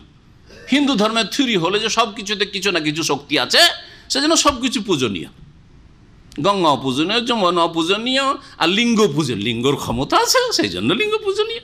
আরে লিঙ্গ দিয়ে সারা দুনিয়ার প্রজন্ম হচ্ছে, সে লিঙ্গ পূজনীয় ওদের কাছে, সব কিছু পূজনীয়। তো এই আকিদা একেবারে নিছক হিন্দুদের আকিদা। ইসলামিক আকিদা হচ্ছে আল্লাহ আরশে সমুন্নত, আল্লাহ আরশে সমুন্নত। আরশে থেকে আল্লাহ পাক রব্বুল আলামিন বিভিন্ন দিক থেকে, হ্যাঁ, ওহুয়া মাকুম আইনা মাকুম, যেখানেই থাকো আল্লাহ তোমাদের সাথে আছেন। আরশে থাকার সাথে সাথে, আরশে সমুন্নত হওয়ার সাথে সাথে তোমাদের সাথে আছেন বিভিন্ন দিক থেকে। যারা খাস বান্দা মুমিন, তাদের সাথে তৌফিকের দিক দিয়ে আছেন, সাহায্যের দিক দিয়ে আছেন, হেফাজতের দিক দিয়ে আছেন, আর জ্ঞানের দিক দিয়েও আছেন, আর পরিবেশনের দিক থেকেও আছেন, ক্ষমতা কুদরতের দিক থেকেও আছেন। কাফেরদের সাথে তৌফিকের দিক থেকে নেই, সাহায্যের দিক থেকে নেই, হেফাজতের দিক থেকে নেই, অসৎ লোকদের সাথে নেই। তবে জ্ঞানের দিক থেকে, পরিবেষ্টনের দিক থেকে, ক্ষমতার দিক থেকে ইত্যাদি, এছাড়াও বহু দিক হইতে পারে যেগুলি আল্লাহর জন্য শায়ানে শান, মানে আল্লাহর জন্য যেগুলি উপযোগী, সেগুলো হইতে পারে। কিন্তু অস্বীকার করে দিবেন যে আল্লাহ আরশে, আল্লাহ সর্বত্র, এটি কুফরিয়া কথা, এটি ইসলাম ছাড়া অন্য ভ্রান্ত ধর্মের কথা, ইসলাম ধর্মের কথা নয়। আল্লাহ পাক রব্বুল আলামিন আরশে সমুন্নত। ইস্তাওয়ার আরবি আলা ওয়ারতাফা, ইস্তাউলানা। বিদাতিরা কি করে? ইস্তাউলা মানে আল্লাহ আরশের মালিক হয়েছেন। আরশের মালিক হয়েছেন তার মানে এতদিন আসমান জমিন সৃষ্টি করার পূর্বে তাহলে আল্লাহ আরশের মালিক ছিলেন না, হয় না এই অর্থ? আল্লাহ আসমান জমিন 6 দিনে সৃষ্টি করলেন, তারপরে আরশের মালিক হইলেন। তার মানে কি বুঝায়? এখন মালিক হইলেন। এটাও ইসলাম বিরোধী কথা, হ্যাঁ, আল্লাহ পাকের প্রতি ঈমান বিরোধী কথা, তৌহিদ বিরোধী কথা। সুতরাং সহি অর্থ ইস্তাওয়ার জান, আল্লাহ রব্বুল আলামিন আসমানের ওপর আরশে আজিমে সমুন্নত। আবার এই আকীদাও শুধু বলবেন না, কারণ বিদাতির আবার আরেকটা চোরা রাস্তা রয়েছে বিদাতিদের, সেটা হচ্ছে আল্লাহ আরশে আছেন কিন্তু আল্লাহর আরশ সব জায়গায়, আসমানের উপরে না। আল্লাহ আরশে আছেন কিন্তু আল্লাহর আরশ সব জায়গায় না। এই জন্য বলে আল্লাহ আমিনতুম মান ফিস সামাই, আল্লাহ আকাশের উপরে। এই দলিল রয়েছে আল্লাহ আকাশের ঊর্ধ্বে, আকাশ সৃষ্টি আল্লাহর, আর মখলুকের মধ্যে আল্লাহ মখলুত নয়, একাকার নয়। ভালো করে শুনে রাখেন, আল্লাহ সৃষ্টির ঊর্ধ্বে, আল্লাহ সৃষ্টি জগতের ঊর্ধ্বে, আরশের ওপর সমুন্নত। সৃষ্টির ঊর্ধ্বে মানে আল্লাহর সৃষ্টি 7 আসমান, সব কিছুর ঊর্ধ্বে, আরশ কুরসি সব কিছুর ঊর্ধ্বে আল্লাহ রাব্বুল আলামিন। সুম্মাস্তাওয়া আলাল আরশ, অতঃপর আরশে সমুন্নত হলেন। ইউদাব্বিরুল আমরা, আর সমস্ত কাজ তিনি পরিচালনা করেন। দাব্বারা ইউদাব্বিরু মানে পরিচালনা করা, নিয়ন্ত্রণ করা, তাদবীর। নিয়ন্ত্রণকারী কে? আল্লাহ। মুদাব্বির সমস্ত কাজের তাদবীরকারী, নিয়ন্ত্রণকারী আল্লাহ রাব্বুল আলামিন, পরিচালনাকারী আল্লাহ রাব্বুল আলামিন। তাহলে কেউ যদি গৌস কুতুবের আকীদা রাখে আর বলে প্রত্যেকটি শহরের কোনায় কোনায় আল্লাহর কুতুবরা বসে আছে, এই আল্লাহর কুতুবরা আল্লাহর জমিনকে ধরে আছে, এগুলো পীরদের সুফিদের কিতাবে আছে, সুফিদের কিতাবে আছে, আর তাদের মুরিদানদেরকে পড়ানো হচ্ছে। আর এইসব ইমান তাদের, এরা আসমান জমিন ধরে আছে, যদি ধরে না থাকে তো আল্লাহ তহস নহস করে দেবে, ধ্বংস করে দিবে নাকি? নাউযুবিল্লাহ। আল্লাহকে ধ্বংস করতে দেয় না, আর থেমে নিচ্ছে। আল্লাহ ধ্বংস করতে চায়, এরা থেমে নিচ্ছে। তার মানে আল্লাহর চাইতে বেশি এদের গায়ে জোর। যেমন তেমন কথা নয়, এমনি কবর মাজার পূজা করে না, জি হ্যাঁ, এমনি পীর পূজা করে না, এরা সবকে ধরে আছে। সুবহানাল্লাহ। এগুলি এক যুগে মনে হতো কাল্পনিক কথা, হয়তো বা তারা বলেনি, কিন্তু তাদের কিতাবগুলি যখন পড়লাম, পড়ার পরে আপনাদেরকে বলতে শুরু করেছি। এগুলো পড়ার আগে বলি না, শুনে শুনে বলি না। আমি ওই রকম সুন্নি মুসলমান না, আমাদের দেশি লোকদের মতো। হ্যাঁ, সুন্নির একটা হতে শুনে শুনে মুসলমান, মানে বাপ মার কাছে শুনেছে আমরা মুসলিম, সেই জন্য মুসলিম। ইসলামের কিছু শিখে না, ইসলামের কিছু শিখলো না, শুনেছে যে বাপ মা মুসলিম, আমাদের বংশ সব মুসলিম, সেই জন্য শুনে শুনে মুসলিম। জিজ্ঞাসা করেন সূরা ফাতিহা মুখস্থ নেই, ইসলামিক সেন্টারে কাজ করে, সূরা ফাতিহা ভালো করে মুখস্থ নেই, সুন্নি মুসলিম, শুনে শুনে মুসলিম। কথা বুঝতে পেরেছেন? আর যদি জিজ্ঞাসা করে ইসলামের কয়টি পিলার, তাও জানে না, ইমানের কয়টি পিলার, তাও জানে না। এগুলো হলো এই অর্থে সুন্নি মুসলিম, এই অর্থে সুন্নি মুসলিম। ইন্ডিয়ার এক পুলিশ, একদিন রেল স্টেশনে বসে আছি, আর পুলিশ বলছে যে আমি শুনেছি যে সুন্নি যারা মুসলমান এরা 2 নম্বর। কেন? এরা सुने सुने ये भारत से सब सुना है कि ये इस्लाम है, अरब में इस्लाम आया है, सुन सुन के मुस्लिम हो गया है, सुने सुने मुस्लिम हो गए, सुन्नी मुसलमान। और शिया लोग ना 1 नंबर मुस्लिम है, वो पुलिस बोलছে, कारण वो देख देख के मुस्लिम हुआ है, হ্যাঁ, देख देख के मुस्लिम हुआ है। এইরকম হচ্ছে আজকাল জাহেল মুসলিম সমাজের অবস্থা। হ্যাঁ, হিন্দু একটা পুলিশ যে ধারণা রাখে মুসলিম জাতি সম্পর্কে, এইটা হচ্ছে বাস্তব অবস্থা আজকালকার মুসলমানদের। শিখবে না কিছু, আকীদাও জানে না, ইবাদতও জানে না, ইসলামের হালাল হারামও জানবে না, শিখবেও না, শুধু সৌদি আরব থেকে রিয়াল নিয়ে যাবে। ইসলাম সেন্টারে এসে কয়েকটা পার্ট টাইম করে কয়েকটা পয়সা হয়, বাস নিয়ে যাবে। ও একটা দার্সেও হাজির হবে না, সূরা ফাতিহা ঠিক করে পড়বে না, সূরা ইখলাস নাস মুখস্থ নাই। এই যদি অবস্থা হয় তাহলে কি ওই সুন্নি শুনে শুনে মুসলমান? বাপ দাদা বলেছে আমরা মুসলিম, তাই মুসলিম। জি, রাগ করবেন না, সবার জন্য বললাম, একটা উদাহরণ দিলাম যে এমনও আছে যে এইরকম অবস্থা, ইসলাম শিখার জন্য একেবারে কাছাকাছি থাকে কিন্তু চেরাগের তলে থাকে, প্রদীপে লণ্ঠনের তলাই থাকে এরা। কথা বুঝতে পারছেন? ইউরোপ, আমেরিকা, আর কানাডার, অস্ট্রেলিয়া থেকে ইসলাম শিখে সারা রাত ধরে ধরে শোনে, তো অনলাইনে সামনে এসে শুনতেই পাই না। আর এইখানে দাম্মাম এই সিকো মার্কেটে থাকে, এখানে থাকে, আশেপাশে থাকে, দিন শিখার তৌফিক হয় না হতভাগাদের। এক ভাই বলছে কিছুদিন আগে, সামনে রাস্তা পার করলেই ও বসে ওখানে, তার মানে 3-4 কদমে ওর রুমে বা অফিসে পৌঁছা যাবে। সে বলছে আমার জামাই, আমার মেয়ে আপনার নিয়মিত আলোচনা শোনে, পিস টিভিতে শোনে আর আপনার ইন্টারনেটে শোনে, ওরা ভক্ত একবারে আপনার, এ কথা বলছে। আমি বললাম যে মাশাআল্লাহ, 5000 কিলোমিটার বাংলাদেশ, সৌদি আরব থেকে, সেখানে তারা আলোচনা শোনে, আর এখানে আপনার 5 মিটারও হবে না, এর রোডটা পার 5 মিটারও হবে না, তাও শোনার তৌফিক হয় না। একটু চেষ্টা করে, আল্লাহ তৌফিক, আল্লাহ তৌফিক হেদায়েত করুক আল্লাহ রাব্বুল আলামিন। তো এটা হচ্ছে আসলে নসিব, আল্লাহ পাক যে কাকে ভাগ্যবান করবেন, কোথায় যে আল্লাহর নূর গিয়ে পড়বে, লাইট পড়বে, আল্লাহ ভালো জানেন।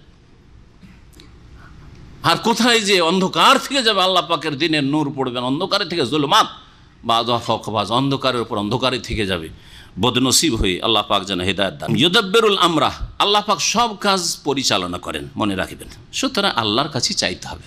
ফাত্তাকুল্লাহ, নবী সাল্লাল্লাহু আলাইহি ওয়াসাল্লামের একটি হাদিস রয়েছে, আল্লাহ শুনে রাখো, ফাত্তাকুল্লাহ লান তামুতা নাফসুন হাত্তা তাস্তাকমিলা রিজকা, কোনো মানুষ মরবে না। নবী কি বলছেন? কোনো মানুষ কখনো মরবে না, হাত্তা, যতক্ষণ পর্যন্ত, তাস্তাকমিলা রিজকা, তার রিজিক পুরা না হয়েছে। একটা দানাও যদি আমার পেটে যাওয়া থাকে, ওই দানাটা না খাওয়া পর্যন্ত মত আসবে না, কেউ মারতে পারবে না। হাত্তা তাস্তাকমিলা রিজকা, এটা হচ্ছে আকীদা, এটা হচ্ছে তাকদীর, এটা হচ্ছে ঈমান। আলা শুনে রাখো, ফাত্তাকুল্লাহ, সুতরাং আল্লাহকে ভয় করো, হারাম খেও না, হারাম পান করিও না, হারাম উপার্জন করিও না, হারাম জীবনযাপন করিয়ে না। ও আজমেলু ফি তালাব, আর সুন্দরভাবে আল্লাহর কাছে চাও, সুন্দর তরিকায় আল্লাহর কাছে চাও। আল্লাহ দেন কিনা দেখে নাও, অবশ্যই দেবেন, কিন্তু সুন্দরভাবে চাইতে হবে। ইউদাব্বিরুল আমর, নিয়ন্ত্রণকারী আল্লাহ রাব্বুল আলামিন। কিন্তু শয়তান, ইবলিস, মানুষ শয়তান, জিন শয়তান ধোঁকা দিয়েছে যে তোকে পীর মুর্শেদে দিল, বাবা দিল, আটরসি দিল, মাইজ ভান্ডারি দিল, খাজা বাবা দিল, জিলানি বাবা দিল। এসব জিন শয়তান মানুষ শয়তানে ধোঁকা দিয়ে দিয়েছে। তার কাছেই চাও। মামিন শাফিন ইল্লা মিন বাদি ইজনি, কোনো সুপারিশকারী নেই একমাত্র আল্লাহর অনুমতি ছাড়া। তার অনুমতি ছাড়া কোনো সুপারিশকারী নেই। তাহলে সুপারিশের জন্য আল্লাহ পাকের অনুমতি লাগবে সুপারিশকারীর জন্য, যে তুমি সুপারিশ করো, এই অনুমতি একটা শর্ত। দ্বিতীয় শর্ত, কার জন্য সুপারিশ হবে তার ওপর আল্লাহ পাকের রেজামন্দি লাগবে। ওয়ালা ইয়াশফাউনা ইল্লা লিমানির তাদা, তার জন্য একমাত্র সুপারিশ করতে পারবে যার জন্য আল্লাহ রাজি হবেন যে ঠিক আছে চাও। তো যার তার জন্য এসে দরখাস্ত করে দেবে আখেরাতে আর নিয়ে যাবো একে আমি জান্নাতে, এই উপায় নেই, এর অবকাশ কোরআন হাদিসের নেই। এই দুটো শর্ত মনে রাখবেন। ইজনুল্লাহ লিল শাফে, সুপারিশকারীর জন্য আল্লাহর ইজেন অনুমতি লাগবে। ওয়া রিজাল্লাহ লিল মাশফু, আর সুপারিশ যার জন্য করা হবে তার জন্য আল্লাহর সন্তুষ্টি লাগবে, না হলে সুপারিশ হবে না। আল্লাহ পাক যেন বোঝার তৌফিক দান করেন এবং আমাদেরকে এই শিরকি আর বিদাতি সুপারিশের ভ্রান্ত ধারণা থেকে বেঁচে থাকার তৌফিক দান করেন। আর এই বিদাতি আর শিরকি সুপারিশের উপর আস্থা করে আমলহীন কর্মহীনতার জীবন থেকে আল্লাহ পাক আমাদেরকে উদ্ধার করেন। ঈমান সুন্দর করুন, আমল সুন্দর করুন, আর আল্লাহ পাকের কাছে কল্যাণের আশা রাখুন, নবী করিম সাল্লাল্লাহু আলাইহি ওয়াসাল্লামের শাফাআতের আশা রাখুন। অবশ্যই আল্লাহ পাকের পক্ষ থেকে শাফাআতের অনুমতি হবে যদি আপনি সে শাফাআতের হকদার হন। জালিকুমুল্লাহ রাব্বুকুম, ইনিই তো আল্লাহ। জালিকুমুল্লাহ, এই তো আল্লাহ, রব্বকুম, যিনি তোমাদের প্রতিপালক, ফাবুদু, সুতরাং তাঁরই ইবাদত করো। তৌহিদে রুবুবিয়ত বলে তৌহিদে উলুহিয়তের দিকে আহ্বান করা হচ্ছে। কোরআনের একটি নীতিমালা হচ্ছে আল্লাহর কাজগুলির ক্ষেত্রে আল্লাহর একত্বের কথা জানিয়ে দিয়ে মানব জাতিকে আহ্বান করা, তাদের ইবাদত বন্দেগী তৌহিদ প্রতিষ্ঠার জন্য, তৌহিদে উলুহিয়তের জন্য। অন্য ভাষা দিয়ে বলি খুব সহজে বুঝতে পারবেন কথা, কারণ তৌহিদের কথা সূক্ষ্ম কথা। তো যখন আল্লাহ সব কাজগুলি করেন তোমাদের, তাহলে ইবাদত আবার কার করবে? বুঝতে পারছেন এবার কথা? আল্লাহ সব কাজগুলি করেন আর ইবাদত করবেন কার? অন্যর। খেতে দেন কে? হায়াত দিয়েছেন কে? আপনাকে মানুষ করে সৃষ্টি করেছেন কে? সুস্থ রেখেছেন কে? আপনাকে বিবি ছেলে মেয়ে দিয়েছেন কে? নিরাপত্তা দান করেছেন কে? হ্যাঁ, তাহলে সব কিছু যখন আল্লাহ করেন, তো ইবাদত আবার দরগার আর দুর্গার? নালায়েক মানুষ এতটুকু বুঝে আসে না। তৌহিদে রুবুবিয়তকে তৌহিদে উলুহিয়তের দলিল হিসাবে, প্রমাণ হিসাবে আল্লাহ পাক কোরআনে কারীমের বহু আয়াতে পেশ করেছেন, যেখানে রুবুবিয়ত পেশ করার উদ্দেশ্য হচ্ছে কাজ যখন আল্লাহ করেন, হ্যাঁ, যিনি দেন, নুন যার খাও তার গুণ গাও, নিমক হারামি করিও না। মুশরিক নিমক হারাম খায় আল্লাহর, সব নিয়ামত ভোগ করে আল্লাহর, আর গুণ গায় দরগার নাই দুর্গার, লাত উজ্জা মানাতের। ফাবুদু, ইনি তো তোমাদের রব, সুতরাং তাঁরও ইবাদত করো। আফালা তাযাক্কারুন, তোমরা কি উপদেশ গ্রহণ করবে না? ইলাইহি মারজিউকুম, উপদেশ গ্রহণ করবে না তো শোনো তাহলে, শেষে যাচ্ছ কোথায়, এসছো কোত্থেকে, আর যাচ্ছ কোন দিকে শোনো। এমন নয় মরে গেলে এক্সপায়ার হয়ে গেল। আজকাল এক্সপায়ারের ভাষা শিখেছেন ভদ্রলোকেরা, সুতরাং আর কিছু হিসাব নেই, নিকাশ নেই, জবাবদেহি নেই, কিচ্ছু নেই, চিন্তা নেই, বাস মরে গেলাম মরে গেলাম, যা ভোগ করার ছিল ভোগ করে নিলাম। না, ইলাইহি মারজিউকুম জামিয়ান, তোমাদের সকলের প্রত্যাবর্তন স্থল হচ্ছে তাঁর ওই দিকে। ইলাইহি, তাঁর দিকে হচ্ছে মারজিউকুম, তোমাদের সকলের প্রত্যাবর্তন স্থল। মারজে ইসম জারফে সিগা। ওয়াদাল্লাহি হাক্কান, আল্লাহ পাকের এই সত্য প্রতিশ্রুতি, এতে কোনো বরখেলাফ হবে না, কোনো রকমের তফাৎ দেখতে পাবেন। আল্লাহ যা বলেছেন, যেভাবে বলেছেন সেভাবেই হবে। ইন্নাহু ইয়াবদাউল খালকা, নিঃসন্দেহে তিনিই তো সৃষ্টির সূচনা করেন, সৃষ্টি শুরু করেছেন আল্লাহ, অন্য কেউ করে নাই। সুম্মা ইউঈদুহু, অতঃপর তিনি পুনরায় তোমাদেরকে সৃষ্টি করবেন। ইউঈদুহু, আবার তোমাদেরকে সৃষ্টি করবেন মওতের পরে। কেন? এখন বদলার জগৎ শুরু হবে। দুনিয়া ছিল কর্মজগৎ, কাজ করার জন্য, কাজ শেষ, দুনিয়ায় আমল করার সুযোগ আছে, বদলা নাও পেতে পারো আল্লাহর পক্ষ থেকে, কারণ এটা বদলার জগৎ করেন নাই, এই বিশ্বাস রাখেন না, না হলে এবাদতে স্বাদ পাবেন না, এবাদত করে ফল পাবেন না। কারণ অনেক মূর্খ মুসলিমরা নামাজ রোজা করার পরে সুস্থ থাকতে চায়, যে নামাজ রোজা করছে আল্লাহ কেন সুস্থ রাখবে না, নামাজ রোজা করছি আল্লাহ কেন ভালো পয়সা দেবে না, বেশি পয়সা দেবে না, হ্যাঁ বেশি সুখ দেবে না, হ্যাঁ নেক বিবি দেবে না, নেক সন্তান দেবে না। তো দুনিয়াকে তুমি বদলার জগৎ, দারুল জাজা, মানে এটা দারুল জাজা নয়, বদলার জগৎ নয়। হ্যাঁ দিতে পারেন আল্লাহ রাব্বুল আলামিন। মুমিনকে দুনিয়াতেও হতবাঘা ছেড়ে দেন না, মুমিনকে দুনিয়াতেও একেবারে কিছু দেবেন এমন করেন না, কারণ মুমিনরাই আল্লাহর কাছে বেশি হক রাখে আল্লাহ পাকের নিয়ামতের, যেমন কোরআনে কারীম আল্লাহ পাক ঘোষণা করেছেন এই বিষয়ে। কিন্তু দুনিয়া কাফেরের জন্য আর মুমিনের জন্য, দুনিয়া সৎ লোকের জন্য আর অসৎ লোকের জন্য। আর দুনিয়াতে আল্লাহ রাব্বুল আলামিন সব প্রয়োজন মেটাবেন, আর যা কিছু করবেন তার বদলা চাইবেন, বদলার আশা রাখবেন, এই জন্য দুনিয়া সৃষ্টি করেন নাই। দুনিয়াতে কর্মের সুযোগ রয়েছে, বদলা নাও পেতে পারেন, আর আখিরাতে বদলা রয়েছে, কর্মের কোনো সুযোগ নেই। কাজ করার, সংশোধন করার, তওবা করার, ইসলাহ করার, আল্লাহর দিকে ফিরে আসার, জান্নাতি হয়ে যাবে এখন কিছু কাজ করে, এইরকম মওতের পরে আর কোনো সুযোগ আসবে না।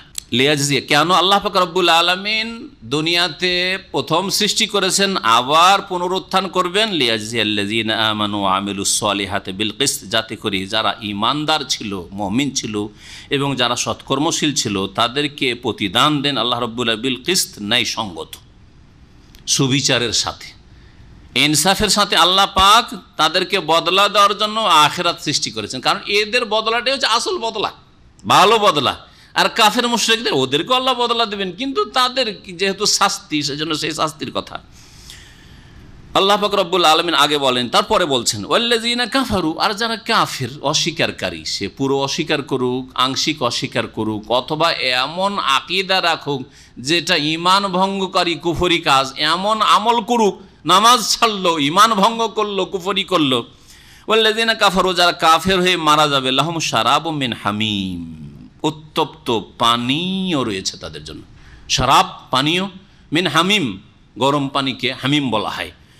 তো গরম পানীয় তাদের রয়েছে। ওয়া আযাবুন আলিম, আর বেদনাদায়ক, যন্ত্রণাদায়ক তাদের শাস্তি রয়েছে, বিমা কানু ইয়াকফুরুন, তাদের কুফরির কারণে। হুয়াল্লাযী জাআলা আশ-শামসা দিয়া, আল্লাহ পাকের আরও রুবুবিয়তের কথা উল্লেখ করছেন। আল্লাহ তো সেই সত্তা যিনি সূর্যকে করেছেন দিয়ান, তেজদীপ্ত।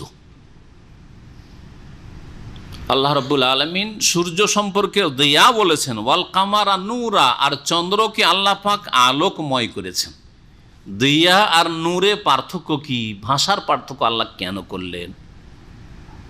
সূর্য দিয়েও আলো পায় না আলো? সূর্য উঠলে আলোকিত হয়ে যায়, অন্ধকার ছিল আলো হয়ে যায়, আর চন্দ্রেও আলো হয়। তো নূর শব্দটি চন্দ্রের ক্ষেত্রে আল্লাহ কোরআনে কারীমের একটি আয়াত শুধু না, বেশ কিছু আয়াতে উল্লেখ করেছেন। আর যখন সূর্যের কথা আল্লাহ উল্লেখ করেছেন তখন নূর বলেননি, সেখানে দিয়া বলেছেন। কি হিকমত রয়েছে? তাহলে দিয়া আর নূরে পার্থক্য কি? সূর্যের মধ্যে আলো দেওয়ারও ক্ষমতা রয়েছে আর তাপ দেওয়ারও ক্ষমতা রয়েছে। দিয়ার মধ্যে দুটো অর্থই রয়েছে দিয়াতে। আর নূর, তাতে আলো আছে কিন্তু তাপ নেই, সেজন্য আল্লাহ পাক নূর বলেছেন। তাহলে কোরআনে বিজ্ঞানের কথা আছে না নেই? আজকে বিজ্ঞান প্রমাণ করলো, হ্যাঁ, যে সূর্যের কাছে চন্দ্র আলো পাশে, চন্দ্রের নিজের কোনো আলো নেই। বলেন না বিজ্ঞান? আপনারা পড়েছেন। আজকে বলছে 1400 বছর আগে, যখন সায়েন্সের নামটা কেউ জানতো না, হিকমত, ফালসাফা, ফিলোসফি কেউ জানতো না, বিজ্ঞান নামটি কেউ জানতো না, তখন আল্লাহ কোরআনে কারীমে নাজিল করেছেন। আল্লাহ মাহফুজ আল্লাহ পাক লিখে রেখেছেন আল্লাহ রাব্বুল আলামিন এই কথা, যে সূর্যের মধ্যে এই দুটোই রয়েছে, চন্দ্রের মধ্যে এই রয়েছে। তো এগুলি হচ্ছে বিজ্ঞান। এগুলি প্রমাণ করে কোরআনের সত্যতা, যে কোরআন আল্লাহ পাকের বাণী, মানুষের রচিত নয়, মুহাম্মদ সাল্লাল্লাহু আলাইহি ওয়াসাল্লামের রচিত নয়। মুহাম্মদ সাল্লাল্লাহু আলাইহি ওয়াসাল্লামের রচিত যদি হতো, মুহাম্মদ সাল্লাল্লাহু আলাইহি ওয়াসাল্লাম তো অক্ষরেরও জ্ঞান রাখতেন না, তাহলে বিজ্ঞানের কোন জ্ঞান রাখতেন যে তিনি নিজের পক্ষ থেকে রচনা করে বলবেন? তাহলে বোঝা যাচ্ছে যে আসছে আল্লাহর তরফ থেকে। নবী শুধু বয়ান করে দিচ্ছেন, লিতুবাইয়িনা লিন-নাসি মা নুযিলা ইলাইহিম, যা নাজিল করা হচ্ছে তাদের জন্য তা তুমি বয়ান করে দিও, এটাই তোমার কাজ। তোমার কাজ বানানো না, নবী কোনো কিছু বানান নাই, বরং আল্লাহ পাক সতর্ক করেছেন তোমার কোনো কথা নিজের পক্ষ থেকে বলার অধিকার নেই।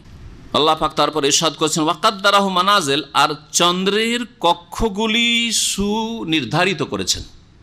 ওয়াকাদ্দারাহু, আর চন্দ্রকে সুনির্ধারিত করেছেন মানাজিল, বেশ কিছু কক্ষে। মনজিলের বহুবচন মানাজিল, এটাও সায়েন্স। সায়েন্স মানাজিলুল কমার 28টি মনজিল আছে। প্রত্যেক দিন চাঁদের একটি কক্ষ আছে প্রত্যেক দিনের জন্য। চাঁদ যে উঠে 28 দিন এইভাবে 28টি মনজিল থেকে 28টি কক্ষ থেকে চাঁদ উঠে ডুবে। হ্যাঁ, আর তারপরে 2 দিন অথবা 1 দিন 29 হয় অথবা 30 হয় চাঁদের মাস। 2 দিন 1 দিন চোখের আড়ালে থাকে, হ্যাঁ, মানুষের নজরে আসে না। মানাজিল আল্লাহ পাক কোরআনে কারীমে উল্লেখ করেছেন। চাঁদ আল্লাহ কেন সৃষ্টি করলেন এর ফায়দায় উপকারিতা সম্পর্কে বলছেন লি তাআলাম আদাদাস সিনিন ওয়াল হিসাব, চন্দ্রের দ্বারা যাতে করে তোমরা জানতে পারো আদাদাস সিনিন, বছরগুলির সংখ্যা, ওয়াল হিসাব, এবং সময়ের হিসাব নিকাশ, কত সময় গেল, হ্যাঁ, কতটা সময় গেল, এগুলো জানতে পারো। সূর্যের মাধ্যমে জানছেন এখন সকালবেলা, দুপুরবেলা, বিকেলবেলা। যদি সূর্য না হয় তো বুঝতে পারতেন এখন সকাল না দুপুর না বিকাল। হ্যাঁ, অন্ধকার, সারাদিন অন্ধকার, ঘড়িও নেই। ঘড়ির জামানা না হইতো, আর যদি সূর্য দেখাই যায় না বুঝতে পারতেন। আমরা ছোটোকালে ঘড়ি যখন থাকতো না, গোটা গ্রামে একটা বাড়িতে 2টো বাড়িতে ঘড়ি, তো গোটা গ্রামের লোকেরা চলে আসতো। আমার আব্বার কাছে একটা ঘড়ি ছিল, সব চলে আসতো ইফতারের সময়। মেঘলা আকাশ, বর্ষাকালে রোজা রেখেছে ছোটোকালে, সবাই আসতো। সূর্য ডুবেছে, অন্ধকার হয়ে যাচ্ছে। না এখনো সূর্য ডুবেনি, অন্ধকার হয়ে গেল বলছেন, সূর্য ডুবেনি, অন্ধকার হয়ে গেল, সূর্য ডুবেনি। চিন্তা করছেন? তাহলে হিসাব নিকাশ জানতে পারছি যে কতটা সময়, ইফতারির সময় হচ্ছে না, সাহারির সময় শেষ হইল কি হইল না, হ্যাঁ, ইত্যাদি সবও জানছি সূর্যচন্দ্রের মাধ্যমে। আর বছরের হিসাবগুলিও জানতে পারছি। এই আয়াতে চন্দ্রের সৃষ্টির কথা আল্লাহ পাক উল্লেখ করেছেন, বা রহস্যের কথা যে কেন আল্লাহ চন্দ্র সৃষ্টি করেছেন, সূর্য সৃষ্টি করেছেন। আর চন্দ্র সম্পর্কে আর একটি আয়াত রয়েছে, ওয়াস আলুন কানিল আহিল্লা, হে নবী তোমাকে লোকেরা জিজ্ঞেস করে কি সম্পর্কে? আহিল্লা, হেলালের বহুবচন, চাঁদ সম্পর্কে। প্রথম দিনের চাঁদ সম্পর্কে, প্রথম দিন, দ্বিতীয় দিন, তৃতীয় দিন, এই যে চিকন হয়ে থাকে এগুলোকে হেলাল বলা হয়। এই চাঁদ সম্পর্কে জিজ্ঞেস করে। কি বলা হয়েছে কোরআনে কারিমে? বলেন হাফেজ সাহেবরা। কুল হেয়া মাওয়াকিতু লিন্নাস, এই চাঁদ হচ্ছে মানুষের জন্য সময় নির্ধারণের উপায়। মিকাতের বহুবচন যে মাওয়াকিত, সময় নির্ধারণের উপায়। সময় নির্ধারণ করতে পারে চাঁদ দিয়ে, যে হ্যাঁ এত তারিখ, আজকে 15 সওয়াল, কি করে বলতে পারলাম? চাঁদ না হলে কিছু বলতে পারতাম না। ওয়াল হজ, এবং হজের মৌসুম কি করে জানবো? রমজান, এটা রমজান মাসই বা কি করে জানবো? হজের মৌসুম সামনে আসছে, এই সওয়াল শেষ হবে জিলকাদ। হ্যাঁ, জিলকাদ মাসে লোকের হাজি আসা শুরু হয়ে যাবে, আর জিলহজ মাসে হজ রয়েছে। ওয়াল হজ, আরও নামাজের টাইম টেবিল ইত্যাদি। তো আল্লাহ রাব্বুল আলামিন কোনো কিছুই অযথা সৃষ্টি করেন নাই। মা খালাকাল্লাহু যালিকা ইল্লা বিল হক, এই কথা আল্লাহ বলছেন। আল্লাহ এসবগুলি সৃষ্টি করেছেন একমাত্র সত্য সহকারে, বা আল্লাহ পাক এগুলিকে সৃষ্টি করেননি অযথা, ইল্লা বিল হক, ন্যায়সঙ্গতভাবে বিশেষ লক্ষ্য উদ্দেশ্যে আল্লাহ পাক সৃষ্টি করেছেন, অনর্থক সৃষ্টি করেননি। ইউফাসসিলুল আয়াতি লিকাওমি ইয়ালামুন, জ্ঞানী সম্প্রদায়ের জন্য আল্লাহ পাক রব্বুল আলামিন তার আয়াতগুলি বিশদভাবে বর্ণনা করেন। ইন্না ফি ইখতিলাফিল লাইলি ওয়ান নাহার, আল্লাহ পাকের আরও কুদরত বা আল্লাহ পাকের রুবুবিয়তের কথা বর্ণনা করেছেন। নিঃসন্দেহে রাতের এবং দিনের আবর্তন বিবর্তনে, ওমা খালাকাল্লাহু ফিস সামাওয়াতি ওয়াল আরজি, আকাশসমূহ এবং জমিনে আল্লাহ পাক যা কিছু সৃষ্টি করেছেন, আকাশে যা আল্লাহ সৃষ্টি করেছেন, কত কি আল্লাহ সৃষ্টি করেছেন, জমিনে আল্লাহ কত কি সৃষ্টি করেছেন, আর তারপরে জমিনের স্থলে আর জলে, হ্যাঁ, পানিতে আল্লাহ কত যে প্রাণী আর কত কি যে সৃষ্টি করেন। পানির ভিতরে স্থল প্রাণীর চাইতে জল প্রাণী অনেক বেশি রয়েছে, সায়েন্স বলছে। যা কিছু আল্লাহ সৃষ্টি করেছেন এগুলিতে কি রয়েছে? আল্লাহ আয়াত, বহু শিক্ষণীয় বিষয় রয়েছে, বহু নিদর্শন রয়েছে, নিদর্শন যা দিয়ে আল্লাহকে জানা যায়। আল্লাহ পাকের সৃষ্টিগত নিদর্শন আয়াতে কৌনিয়া, সৃষ্টিগত নিদর্শন দিয়ে আল্লাহ পাকের অস্তিত্ব সম্পর্কে, আল্লাহ পাকের একত্ব সম্পর্কে জ্ঞান অর্জন করা যায়, আল্লাহ পাকের কাজকর্ম সম্পর্কে জ্ঞান অর্জন করা যায়। আল্লাহ আছেন, এগুলি এমনিতে সৃষ্টি হয়ে যায়নি, প্রাকৃতিক, ন্যাচারাল। নাস্তিকদের কথা, ধর্মনিরপেক্ষতায় বিশ্বাসী গোমরাহদের কথা, এগুলি ন্যাচারাল নয়। হ্যাঁ, বরং আল্লাহ রাব্বুল আলামিন সব কিছুই করছেন। কুল্লা ইয়াউমিন হুয়া ফি শান, প্রত্যেক দিন আল্লাহ নিজ কাজে লেগে আছেন। আয়াত বহু শিক্ষার বিষয় রয়েছে। আর শরীয়তের আয়াত হচ্ছে কোরআনে কারীমের আয়াত অথবা রসুলের হাদিস, ইসলামের বিধিবিধান, এগুলি আয়াতে শারঈয়া। আয়াত দুই রকমের, এর আগে অনেকবারই বলেছি। কারা এগুলো থেকে উপকৃত হবে? ওই সম্প্রদায়ের জন্য ইয়াত্তাকুন, যারা আল্লাহকে ভয় করে, যারা পাপ থেকে বাঁচতে চায়, গুনাহ থেকে বাঁচতে চায়, তাদের জন্য এগুলোতে শিক্ষার বিষয় রয়েছে। আর যারা বাঁচতে চায় না, আল্লাহ ভীরু নয়, আল্লাহর প্রতি বিশ্বাসী করতে চায় না, গুনাহ থেকে বাঁচতে চায় না, খেয়াল খুশি চলতে চায়, তাদের জন্য কিছুই নেই, ফায়দা নেই তাদের জন্য। ইন্নাল্লাযীনা লা ইয়ারজুনা লিকাআনা, আল্লাহ পাক ইরশাদ করছেন। এই আয়াত অত্যন্ত গুরুত্বপূর্ণ, সবগুলি গুরুত্বপূর্ণ, কিন্তু এই আয়াতটি মনে রাখবেন। এই আয়াতে 4টি জাহান্নামীদের গুণ বর্ণনা করেছে। জাহান্নামে কারা যাবে, কারা জাহান্নামে যাবে, জান্নাতে যেতে পারবেন না, 4টি তাদের গুণ বর্ণনা করেছেন। এই গুণগুলি, খারাপ দোষগুলি যদি থাকে তাহলে জাহান্নামে যেতে হবে। ইন্নাল্লাযীনা লা ইয়ারজুনা লিকা, নিঃসন্দেহে যারা আমার সাথে সাক্ষাতে আশাবাদী নয়, বিশ্বাসই করে না যে আল্লাহর সাথে কোনদিন সাক্ষাৎ হবে, বিশ্বাসই করে না যে আল্লাহ রাব্বুল আলামিনের কাছে হিসাব দিতে হবে, বিশ্বাসই করে আল্লাহর সামনে হাজিরা দিতে হবে, বিশ্বাসই করে আল্লাহ পাক ধরবেন, আল্লাহর পাকড়াও রয়েছে, বিশ্বাসই করে না। লা ইয়ারজুনা লিকান, আমার সাথে সাক্ষাৎকে বিশ্বাসই করে না। এক কাফেরের গুণ, জাহান্নামীর গুণ। দ্বিতীয় জাহান্নামীর গুণ, দোষ হচ্ছে ওয়ারাদু বিল হায়াতিদ দুনিয়া, আর পার্থিব জগৎ পেয়ে সন্তুষ্ট হয়ে গেছে, গদি পেয়ে সন্তুষ্ট হয়ে গেছে, পয়সা ধন পেয়ে, হ্যাঁ, ধনাঢ্য হয়ে সন্তুষ্ট হয়ে গেছে, ব্যবসা বাণিজ্য পেয়ে সন্তুষ্ট হয়ে গেছে, চাকরি পেয়ে সন্তুষ্ট হয়ে গেছে, সুস্থতা পেয়ে সন্তুষ্ট হয়ে গেছে, ভালো গাড়ি বাড়ি নারী পেয়ে সন্তুষ্ট হয়ে গেছে, ভালো নাগরিকত্ব, আমেরিকার ন্যাশনালিটি পেয়ে, নাগরিকত্ব পেয়ে অথবা গ্রিন কার্ড পেয়ে সন্তুষ্ট হয়ে গেছে, যথেষ্ট, যা মনের কামনা ছিল পেয়ে গেছি। ওয়ারাদু বিল হায়াতিদ দুনিয়া, দুনিয়া পেয়ে আনন্দে রয়েছে।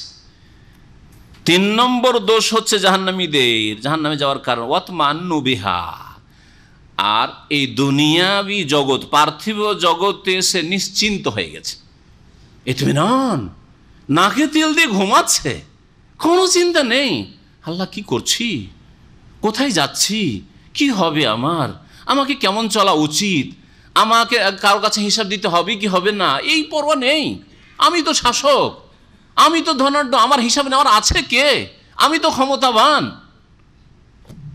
এইরকম ধারণে বসে আছে। আমার কোনো ভয় ভীতি নেই, আমার কোনো চিন্তা নেই, আমার 7 পিঁড়ি পয়সা পয়সা খেতে পারবো, যত টাকা ইনকাম করেছি আমিও পয়সা খেতে পারবো, ইচ্ছা করলে আমার ছেলেমেয়েরা খেতে পারবে, ছেলেরাও খেতে পারবে, তাদের আরও কয়েক প্রজন্ম খেতে পারবে। ওয়াতমান্নু বিহা, দুনিয়া পেয়ে খুব সন্তুষ্ট হয়ে গেছে এবং তাতে নিশ্চিন্ত তেল দিয়ে ঘুমাচ্ছে। কয়টা গুণ হইল? 3টা হয়েছে। 4 নম্বর শুনো, ওয়াল্লাযীনা হুম আন আয়াতিনা গাফিলুন, আর যারা আমার নিদর্শনাবলী থেকে উদাসীন হয়ে রয়েছে, আল্লাহর সৃষ্টিগত যে নিদর্শন, আল্লাহকে চেনার জন্য, সেগুলিও দেখো কিছু চেনে না, সমুদ্রের সামনে দাঁড়িয়ে শুধু আমোদ ফুর্তি করে, কিন্তু আল্লাহর কুদরত বলে এইগুলো যে সৃষ্টি করেছেন সৃষ্টিকর্তা রব, তার কিছু হক আছে না, নিজের মাথা থেকে পা পর্যন্ত সবসময় দেখছে, কত যত্ন নিচ্ছে, কিন্তু কখনো চিন্তা করে না যে এটা দানকারীর কিছু হক আমার উপর রয়েছে। বাপ জন্মদাতার যদি এত হক থাকে, মা 10 মাস পেটে রেখে যদি এত বড় হক থাকে, তো যিনি আল্লাহ রব্বুর সব কিছু আমাকে দিয়েছেন তার কি হক রয়েছে, এ সম্পর্কে একেবারে উদাসীন, কোনো খবর নাই, তার বেখবর হয়ে রয়েছে। এই 4টি দোষ যদি থাকে তো জাহান্নামে নিশ্চিত যেতে হবে। দুনিয়া পেয়ে খুশি, আমোদ ফুর্তি, ওতে নিশ্চিন্ত, নাকে তেল দিয়ে ঘুমাচ্ছেন, পরকাল সম্পর্কে চিন্তাশীল না, বিশ্বাসীও তেমন না, আর আল্লাহ পাকের বিধিবিধান, কোরআন এবং হাদিসের জ্ঞান অর্জন করা, আমল করা থেকে উদাসীন, গাফিল হয়ে রয়েছেন, তাহলে জাহান্নামে যেতে হবে। শোনেন আল্লাহ কি বলছেন তারপর আয়াত, 8 নম্বর আয়াত, উলাইকা মাওয়াহুমুন নার, এরাই তো সেই লোকেরা যাদের বাসস্থান ঠিকানা হচ্ছে জাহান্নাম, এদেরই বাসস্থান হচ্ছে জাহান্নাম, বিমা কানু ইয়াকসিবুন, তাদের কৃতকর্মের কারণে। কত গুরুত্বপূর্ণ আয়াত। দুনিয়াকে কামড়ে ধরে আছে অধিকাংশ মুসলিম কিনা আজকাল, কাফেরদের কথা বাদ দেন, তো বিশ্বাসী করে না, মুসলিম অধিকাংশ দুনিয়াকে কামড়ে ধরে আছে, রুকুন এলা দুনিয়া, দুনিয়ার দিকে ঝাঁপিয়ে পড়েছে।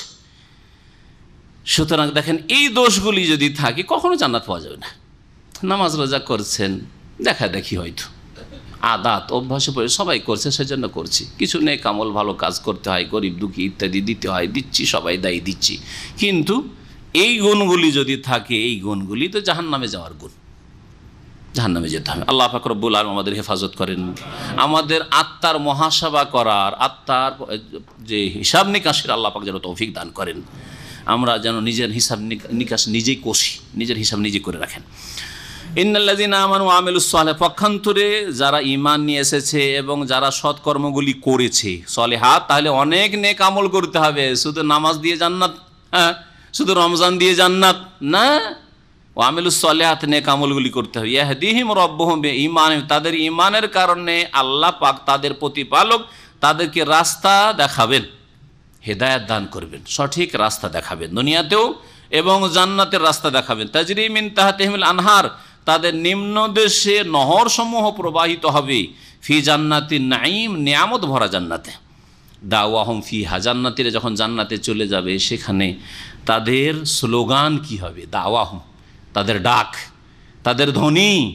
হ্যাঁ, দুনিয়াতে যেটাকে স্লোগান, আজকাল যারা আন্দোলনকারী তারা স্লোগান বলেন। হ্যাঁ, কেউ ইনকিলাব জিন্দাবাদ, কেউ নিজের দলের জিন্দাবাদ, কেউ আর কিছু বলছেন। জান্নাতীদের স্লোগান কি হবে শোনেন, সুবহানাকা ফিহা, সেই জান্নাতে তাদের স্লোগান হবে, তাদের আহ্বান হবে, সুবহানাকা, হে আল্লাহ তুমি পাক পবিত্র, তুমি সমস্ত ত্রুটি মুক্ত। আল্লাহুম্মা, হে আল্লাহ, ওয়া তাহিয়্যাতুহুম ফিহা সালাম, এবং জান্নাতে তাদের অভিবাদন হবে, একজন আরেকজনকে অভিনন্দন জানাবে, ওয়েলকাম করবে, স্বাগতম বলবে, কি বলে? সালাম বলে, আসসালামু আলাইকুম, আসসালামু আলাইকুম, সালাম সালাম। জি, আর তাদেরকেও সালাম বলবেন ফেরেশতারা, সালামুন আলাইকুম তিবতুম ফাদখুলুহা খালিদিন। আল্লাহ পাক সূরা জুমারে বলে, সালামুন আলাইকুম, তোমাদের জন্য শান্তি আর শান্তি, শান্তি আর শান্তি। তিবতুম, খুব খুশিতে থাকো, আনন্দে থাকো, খুব সুখে থাকো। ফাদখুলুহার, জান্নাতে প্রবেশ করো, খালিদিন, চিরকালের জন্য। আল্লাহ পাক তারপরে বলছেন, ওয়া আখিরু দাওয়াহুম, আর শেষ স্লোগান তাদের কি হবে, শেষ দোয়া কি হবে? শেষ দোয়াটা শুনেন, শেষ তাদের ধ্বনিটি কি হবে? আনিল হামদুলিল্লাহি রাব্বিল আলামিন। জান্নাতে চলে যাওয়ার পরে জান্নাতের কাঙ্ক্ষিত সব কিছু যখন পেয়ে যাবে, বলবে আলহামদুলিল্লাহি রাব্বিল আলামিন, আলহামদুলিল্লাহি রাব্বিল আলামিন।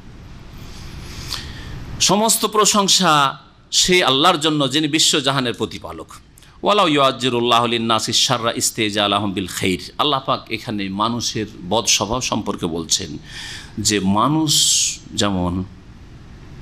যেমন ভালো কল্যাণ পাওয়ার জন্য তাড়াহুড়া করে, সবাই চায় তাড়াতাড়ি যেন ধনী হয়ে যায়, তাড়াতাড়ি যেন সুস্থ হয়ে যায়, তাড়াতাড়ি যেন ভালো অবস্থায় পৌঁছে যায়, তাড়াতাড়ি যেন শিক্ষিত হয়ে যায়, তাড়াতাড়ি যেন বিয়ে হয়ে যায়, তাড়াতাড়ি যেন এই স্বার্থ হাসিল হয়ে যায়।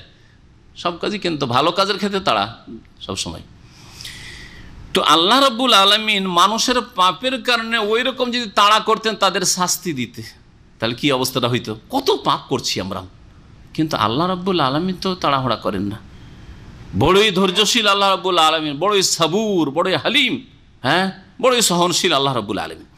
ওয়ালাউ ইউআজ্জিরুল্লাহু লিন-নাসি শাররা, আল্লাহ পাক রব্বুল আলামিন যদি ত্বরান্বিত করতেন মানব জাতির জন্য অনিষ্টকে, তাদের অনিষ্টকে ত্বরান্বিত করতেন বা তাড়া করতেন অনিষ্টর ক্ষেত্রে, ইস্তেজালাহুম বিল খাইর। ইস্তেজালাহুম আসলে ছিল কা ইস্তেজালিহিম, যারা আরবি গ্রামার বুঝেন এটাকে বলা হয় যে নোসেবা বেনাজ ইল হাফেজ, হারফে জারকে টেনে নেওয়া হয়েছে আর এখানে জাওয়ার দিয়ে দেওয়া হয়েছে। যখন হারফে জারকে হজফ করে দেওয়া হয় কা ইস্তেজালিহিম, তখন ইস্তেজালাহুম হয়ে যায়, না হলে অর্থ ফিট হবে না।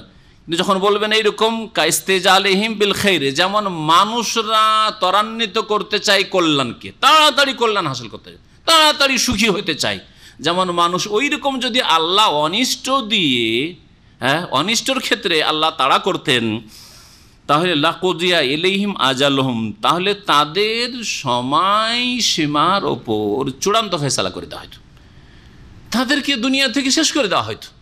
পাপের কারণে আল্লাহ তাড়াতাড়ি ধরে ফেললেন, পাপ করলে আল্লাহ ধরে ফেললেন, গুনাহ করলে, অন্যায় করলে ধরে ফেললেন, তাহলে লাকুদিয়া ইলাইহিম আজালহুম, তাদের আয়ুকে শেষ করে দেওয়া হয়তো, ধ্বংস করে দেওয়া হয়তো। যে কোনো জাতি, ব্যক্তি, সম্প্রদায় সবকে আল্লাহ শেষ করে দিতেন।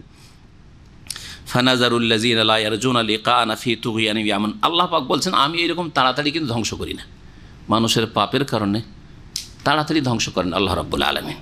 দুনিয়াতে বরং দুনিয়াতে অধিকাংশ কাফের, অবাধ্য, নাফরমান, জালেমদেরকে দুনিয়াতে আল্লাহ ধ্বংস করেন না। ফেরাউনের মতো মেলা আছে জাতি বা ব্যক্তি, ফেরাউন, কারুন, হামান ইত্যাদি। আর তারপরে সামুদ সম্প্রদায়, নূহ আলাইহিস সালামের জাতি, আদ সম্প্রদায়, বহু জাতি, লুত সম্প্রদায়, বহু জাতিকে আল্লাহ ধ্বংস করেছেন দুনিয়ার আযাব দিয়ে। কিন্তু বহু জালেম যারাকে ধ্বংস করেছেন তাদের চাইতে অনেক বেশি বেশি সংখ্যায় জালেমরা, জালেম জাতি এবং জালেম ব্যক্তি থেকেছে আর আছে আর থাকবে, যাদেরকে আল্লাহ দুনিয়ার আযাব দিয়ে ধ্বংস করবেন না। কেন?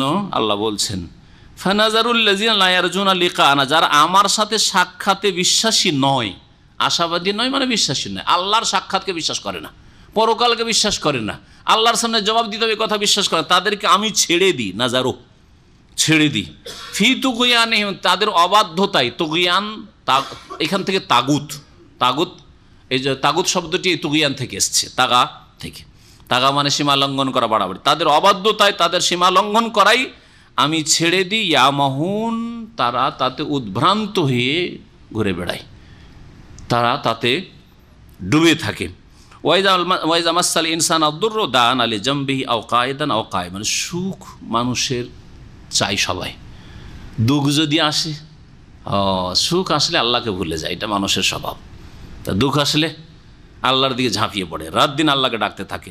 আল্লাহ পাক তাই বলছেন মানুষের স্বভাব, ওয়াইজা মাসাল ইনসান আদুররু, যখন মানব জাতিকে কোনো অনিষ্ট বা ব্যাধি স্পর্শ করে, দাআনা লিজামবিহি, তখন আমাকে ডাকতে থাকে। দাআনা মানে আমাকে ডাকে, বহু বচন আল্লাহর ক্ষেত্রে তাজিমের জন্য বলেছেন। লিজামবিহি, শায়িত অবস্থায়, লেজামবেহি মানে শুয়ে শুয়ে আল্লাহকে ডাকে। আও কায়দান, বসে বসে আল্লাহকে কখনো ডাকে। আও কায়েমান, দাঁড়িয়েও ডাকে, দাঁড়িয়ে বসে শুয়ে সর্ব অবস্থায় আল্লাহকে ডাকতে থাকে, আল্লাহ রক্ষা করো, আল্লাহ উদ্ধার করো, আল্লাহ বালা মুসিবত দূর করো। ফালাম্মা কাশাফনা আনহু দুররাহু, আর যখন আমি তার অনিষ্টকে দূর করে দিই, বালা মুসিবত বিপদ আপদকে দূর করে দিই, মাররা, তখন কেটে পড়ে। মাররা মুররা মানে চলে যাওয়া, তখন চলে যায়, আল্লাহর দিন থেকে বেরিয়ে যায়। কেমন হয়ে? কাল্লা মিয়াদ ওনা এলাদুরিন মাসা, মনে হচ্ছে যে এই লোকটি আমাকে কখনো ডাকেইনি, মনে হয় না যে এই লোকটা আমাকে রাত দিন উঠা বসা শোয়া সব অবস্থায় ডাকতো। আর লোকটির স্বভাব এমন বাঁকা হয়ে অন্যদিকে চলে গেছে যে মনে হচ্ছে জীবনে কখনো আমাকে ডাকেনি, কোনো সম্পর্ক নেই আল্লাহর সাথে। দুঃখ আসলে আল্লাহকে ডাকে আর সুখ আসলে আল্লাহকে ভুলে যায়, এটা হচ্ছে অধিকাংশ মানুষের স্বভাব। মাররা, তখন সে কেটে পড়ে বা চলে যায়। কান্না, এমনভাবে যে কান্না যেন লাম ইয়াদউনা ইলা দুররিন মাসসা, আমাকে মনে হয় ডাকেই নাই, ইলা দুররিন, এমন কোনো অনিষ্টের জন্য যা তাকে স্পর্শ করেছে, সেই সময় আমার কাছে দোয়া করেছেন না, মনে হয়েছে দোয়াই করেনি। কাযালিকা যুয়্যিনা লিল মুসরিফিনা মা কানু ইয়ামালুন, এইভাবে সুসজ্জিত করা হয়েছে সীমা লঙ্ঘনকারীদের জন্য তাদের কর্মগুলিকে, তাদের পাপগুলিকে সাজিয়ে সাজিয়ে শয়তানে পেশ করেছে, ভালো লেগেছে আর পাপ করতে থেকেছে। ওয়ালাকাদ আহলাকনাল কুরুনা মিন ক্বাবলিকুম, আল্লাহ পাক বলেন নিঃসন্দেহে তোমাদের পূর্বে বহু জাতিকে ধ্বংস করেছি। কারণ আজকালকার নতুন আরবিতে 100 বছরকে শতাব্দীকে কারণ বলা হচ্ছে, কিন্তু পুরনো আরবিতে কারণ মানে একটা যুগ বা একটা জাতি। একটা জাতি 100 বছর বাঁচুক আর 300 বছর বাঁচুক আর 50, 60, 70 বছর বাঁচুক, একটা কারণ মানে একটা জাতি। তো বহু জাতিকে তোমাদের পূর্বে আমি ধ্বংস করেছি। লাম্মা জালামু, কখন? যখন তারা জুলম অত্যাচার করেছিল আল্লাহর হকের ক্ষেত্রে, আম্বিয়া রসুলগণের হকের ক্ষেত্রে, মানুষের হকের ক্ষেত্রে, ইবাদত বন্দিগির ক্ষেত্রে। ওয়া জাআতহুম রাসূলুম বিল বায়িনাত, এবং রাসূলগণ তাদের কাছে সুস্পষ্ট দলিল প্রমাণ নিয়ে এসেছে। ওয়া মা কানু লিয়ুমিনু, কিন্তু তারা ঈমান নিয়ে আসার মতো ছিল না, ঈমান নিয়ে আসবে না, তাদের মন মানসিকতাই ছিল না ঈমান নিয়ে আসার, বিশ্বাস করার। কাযালিকা নাজজিল কওমাল মুজরিমিন, এইভাবেই অপরাধী জাতিকে আমি বদলা দিয়ে থাকি ধ্বংস করে। সুম্মা জাআলনাকুম খালাইফা ফিল আরদ, আর এই কাফির অবাধ্য জাতিগুলিকে ধ্বংস করে দিয়ে তোমাদেরকে পৃথিবীতে স্থলাভিষিক্ত করি। সুম্মা জাআলনাকুম, অতঃপর তোমাদেরকে করেছি খালাইফা, স্থলাভিষিক্ত। খালাইফ খলিফাতুনের বহুবচন, খোলাফাও হয় আর খালাইফও হয়, খলিফাতুন। ফিল আরজে, জমিনে তোমাদেরকে খলিফা বানিয়েছি। কার খলিফা? আমিন নেই এখানে, চলে গেছি কোনো জায়গায় বাইরে, তখন এখানে শুক্রবারে বক্তব্য দেওয়ার জন্য আর একজন এসে, সে হচ্ছে আমার খলিফা। এটা হচ্ছে খলিফার স্থলাভিষিক্ত, যে স্থলে অভিষিক্ত হয়, স্থলাভিষিক্ত। আমার স্থল দখল করলো। তো এখানে যে আল্লাহ খলিফা বলে, জমিনের খলিফা হচ্ছে আদম সন্তান, মানব জাতি হচ্ছে জমিনে খলিফা। কার খলিফা? এ মওদুদির কিতাবে, জামাত ইসলামের কিতাব আর ইখওয়ানীদের কিতাবে কেমন করে গুমরাহ করেছে যে আওয়াজ আসছে আল্লাহর খলিফা। বুঝছেন না কেমনভাবে কুপ্রভাব পড়েছে মুসলিম সমাজের ওপর এই মওদুদির কিতাব আর ইখওয়ানীদের কিতাবের, সাইয়্যিদ কুতুব আর এই হাসানুল বান্নার কিতাবের। কথাগুলি ক্লিয়ার করে না বললে বুঝবেন না। একটি আয়াত দেখান যেখানে খলিফাতুল্লাহ বলা হয়েছে, আদমকে অথবা মানব সন্তানকে বলা হয়েছে আল্লাহর খলিফা। আল্লাহ তো গায়েবী না, আল্লাহ বলছে আমা কুন্না গায়েবিন, আমি তো গায়েবী নই, তো আল্লাহর খলিফা। খলিফা কার হয়? যে গায়েব থাকে তার খলিফা। আমি আছি, আবার আমার কিসের খলিফা? আমার কিসের খলিফা? আমি যখন নেই তখন আমার খলিফা। আল্লাহ সবসময় হাজির, তো আল্লাহর কিসের খলিফা? আল্লাহ হাইয়ুন লা ইয়ামুত, আল্লাহু লা ইলাহা ইল্লা হুয়াল হাইয়ুল কাইয়্যুম। ভালো করে বুঝেন আর মগজ সাফ করেন এই সব বিভ্রান্তি থেকে, গুমরাহি থেকে। আল্লাহর খলিফা মানুষ নয়, আগে যেই জাতি ধ্বংস হয়ে গেছে সেই জাতির খলিফা। বাদশাহ আব্দুল্লাহ রাহমাহুল্লাহ ইন্তেকাল করেছেন, খলিফা হয়েছেন, তার স্থলাভিষিক্ত খলিফা হয়েছেন বাদশাহ সালেমান হাফেজাহুল্লাহ। এটা হচ্ছে খলিফা। বোঝা গেছে খলিফা। রাসূলুল্লাহ সাল্লাল্লাহু আলাইহি ওয়াসাল্লাম ইন্তেকাল হয়েছে, তারপরে আবু বকর সিদ্দিক রাদিয়াল্লাহু তাআলা খলিফা হয়েছেন। কার খলিফা? কার খলিফা? আপনারা জানেন হাদিসের ভাষা খলিফাত রাসূলুল্লাহ বলা হইতো। আবু বকরকে কি বলা হইতো? খলিফাত রাসূলুল্লাহ। কেন খলিফাতুল্লাহ বলা হয়নি? কেন খলিফাতুল্লাহ বলা হয়নি?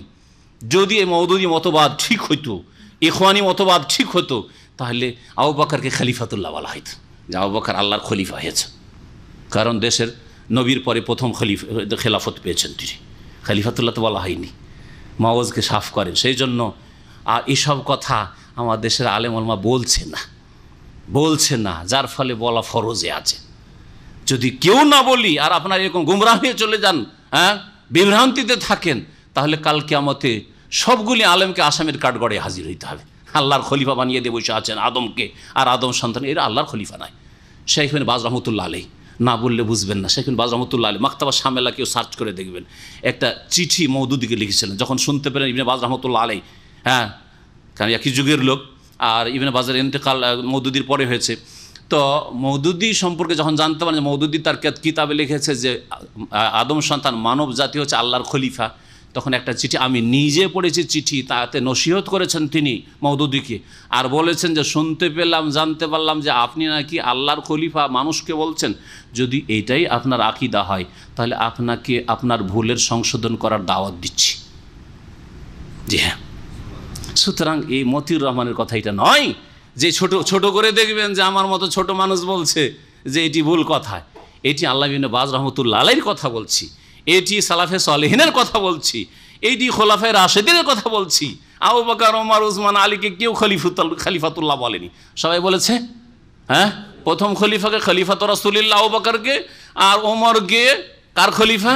আবু বকরের খলিফা। আবু বকরের পরে জানাসিন হয়েছেন, উর্দুতে জানাসিন বলা হয়, স্থলাভিষিক্ত হয়েছেন। আর উসমান উমরের খলিফা হয়েছেন, উমরের পরে এসেছেন। আর আলী খলিফা হয়েছেন কার? ওসমানের খলিফা হয়েছেন, স্থলাভিষিক্ত হয়েছেন। এই হচ্ছে খলিফার অর্থ। আর মানুষ জমিনের খলিফা মানে আল্লাহর খলিফা, একটি আয়াত চাই। আমি তো ক্লিয়ার কথা বলছি, যারা বলবে আল্লাহর খলিফা একটি আয়াত চাই অথবা হাদিস। ইমাম আহমদ রহমতুল্লাহ আলাইহি যখন এই মোতাজেলা শাসক জালেমরা যখন জুলম অত্যাচার শুরু করলো, আর কোড়া লাগানো যখন শুরু করলো, চাবুক লাগানো শুরু করলো যে বলতে হবে আপনাকে যে কোরআন হচ্ছে মাখলুক, তখন তিনি বলেন ইতুনি বি আয়াতিন মিন কিতাবিল্লাহি আও হাদিসিন মিন রাসূলিল্লাহ সাল্লাল্লাহু আলাইহি ওয়াসাল্লাম। একটি আয়াত কোরআন থেকে নিয়ে আসো, আর না হলে একটি হাদিস নিয়ে আসো যে আল কোরআন ও মাখলুকুন, কোরআন মাখলুক। আমি এক্ষুনি বলবো যে কোরআন মাখলুক। আমিও বলছি এই কথা যে একটি আয়াত নিয়ে আসো, অথবা একটি হাদিস নিয়ে আসো যে মানব জাতি হচ্ছে আল্লাহর খলিফা, তাহলে আমি এক্ষুনি বলবো যে মানুষ হচ্ছে আল্লাহর খলিফা। আর না হলে আপনারা তওবা করেন, আর তাদেরকেও তওবা করতে বলছে যারা এই বিভ্রান্তির শিকার হয়েছে আর ধর্মের নামে রাজনীতি করেছে।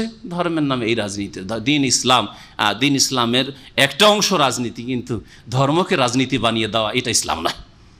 দিন ইসলামকে পুরো রাজনীতি বানিয়ে দেওয়া, আর ইসলামের টার্গেটই হচ্ছে একামতের দিন মানে গদি দখল করা, এটা অপব্যাখ্যা ইসলামের, এটা ভুল ব্যাখ্যা। আর আমাকে আমাদের ভাইয়েরাকে বলছি, মনে করিয়ে দেবেন একামতের দিন সম্পর্কে একটা আলোচনা করি। একামতের দিনের তাৎপর্য, একামতের দিন কী জিনিস, ইনশাআল্লাহ তাআলা আলোচনা করব, না হলে অস্পষ্টতা থেকে যাচ্ছে আর অনেকে গুমরাহের শিকার হচ্ছেন। যাই হোক, এখানে আমি আমার তাফসীর শেষ করছি। আল্লাহ পাক কি বলছেন, মা জাআলনাকু খালাইফা, এই কথা বলেন যে খালাইফুল্লাহ, তোমাদেরকে খলিফা বানিয়েছি জমিনে, মিন বাদিহিম, তাদের পরে মানে ওই কাফের জাতিগুলিকে ধ্বংস করেছেন আর তাদের জানাশীন, তাদের স্থলাভিষিক্ত করেছেন আল্লাহ রাব্বুল আলামিন অন্য জাতিকে, মুমিনদেরকে, লিনানজুরা কাইফা তা'মালুন, যাতে করে আমি দেখি যে তোমরা কেমন কাজকর্ম করছো, কেমন তোমরা আমল করছো, তোমাদের আমল কেমন। আল্লাহ রাব্বুল আলামিন পৃথিবীতে মানুষকে দিয়ে আবাদ করেছেন, খলিফা বানিয়েছেন। প্রত্যেক মানুষ খলিফা মানে আবাদ করছে। এই জমিনকে আমরা আবাদ করছি, সবাই একটা খাস খাস জায়গা নিয়ে আমরা আবাদ, কেউ ব্যবসার ক্ষেত্রে আবাদ করছি, কেউ জমি জায়গা আবাদ করছি, কেউ অফিস আবাদ করছি, কেউ আর কিছু করছি, কেউ এখানে আবাদ করছি, কেউ সেখানে আবাদ করছি। এই আবাদ আল্লাহ পাক করেছেন এই জমিনকে মানব জাতিকে দিয়ে দেখার জন্য, কাইফা তা'মালুন, কেমন আমল করে আল্লাহর কাছে আসছো, তোমাদের আমল ভালো হচ্ছে, নেক আমল হচ্ছে না বদ আমল হচ্ছে। আল্লাহ পাক রব্বুল আলামিন যেন হক কথা বুঝার তৌফিক দান করেন, হক কথা মানার তৌফিক দান করেন, হক কথা মানার ক্ষেত্রে অন্তরে যেন সংকীর্ণতা না দান করেন। আল্লাহ পাক রব্বুল অন্তরের বাঁকামি থেকে, বক্রতা থেকে বেঁচে থাকার যেন তৌফিক দান করেন। কারণ অন্তরে যখন মহব্বত ঢুকে যায়, কারো অতিভক্তি ঢুকে যায়, তার সম্পর্কে যদি ভুল ধরিয়ে দেওয়া হয়, মানতে মানুষকে কষ্ট লাগে। আল্লাহ পাক যেন এই কষ্টটা আমার আপনার অন্তর থেকে দূর করে দেন। ভুল আমারও হইতে পারে, ভুল অন্য কারো হইতে পারে, কিন্তু আকীদার যদি ভুল থাকে, মানহাজের ভুল থাকে, তো কোনো সমঝোতা নেই, অবশ্যই ভুলকে বলতে হবে। এটা রফেদানের ইখতিলাফ না যে রফেদান করব না, আমিন জোরে বলবো না আস্তে বলবো, এই সুন্নতের ইখতিলাফ নয়, এটা আকীদার বিষয়। মানুষ আল্লাহর খলিফা নয়, মানুষ হচ্ছে আগের যে জাতি ছিল তাদের খলিফা। আমার বাপের বাড়ি ছিল, আমার বাপ ইন্তেকাল করেছে, বাপের বাড়ির মালিক আমি, বাপের খলিফা আমি, এটা হচ্ছে খলিফা। দাদার খলিফা আমার আব্বা হয়েছিলেন, দাদা জমি জায়গায় পেয়েছেন, বাড়িটা পেয়েছেন, ভিটে মাটি পেয়েছেন, ওইটা খলিফা, এটা হচ্ছে খলিফার অর্থ। আল্লাহ পাক রব্বুল আলামিন যারা বুঝার তৌফিক দান করেন, সংশোধন করার তৌফিক দান করেন, আল্লাহ পাক রব্বুল আলামিন হিদায়াতের পথে রাখেন।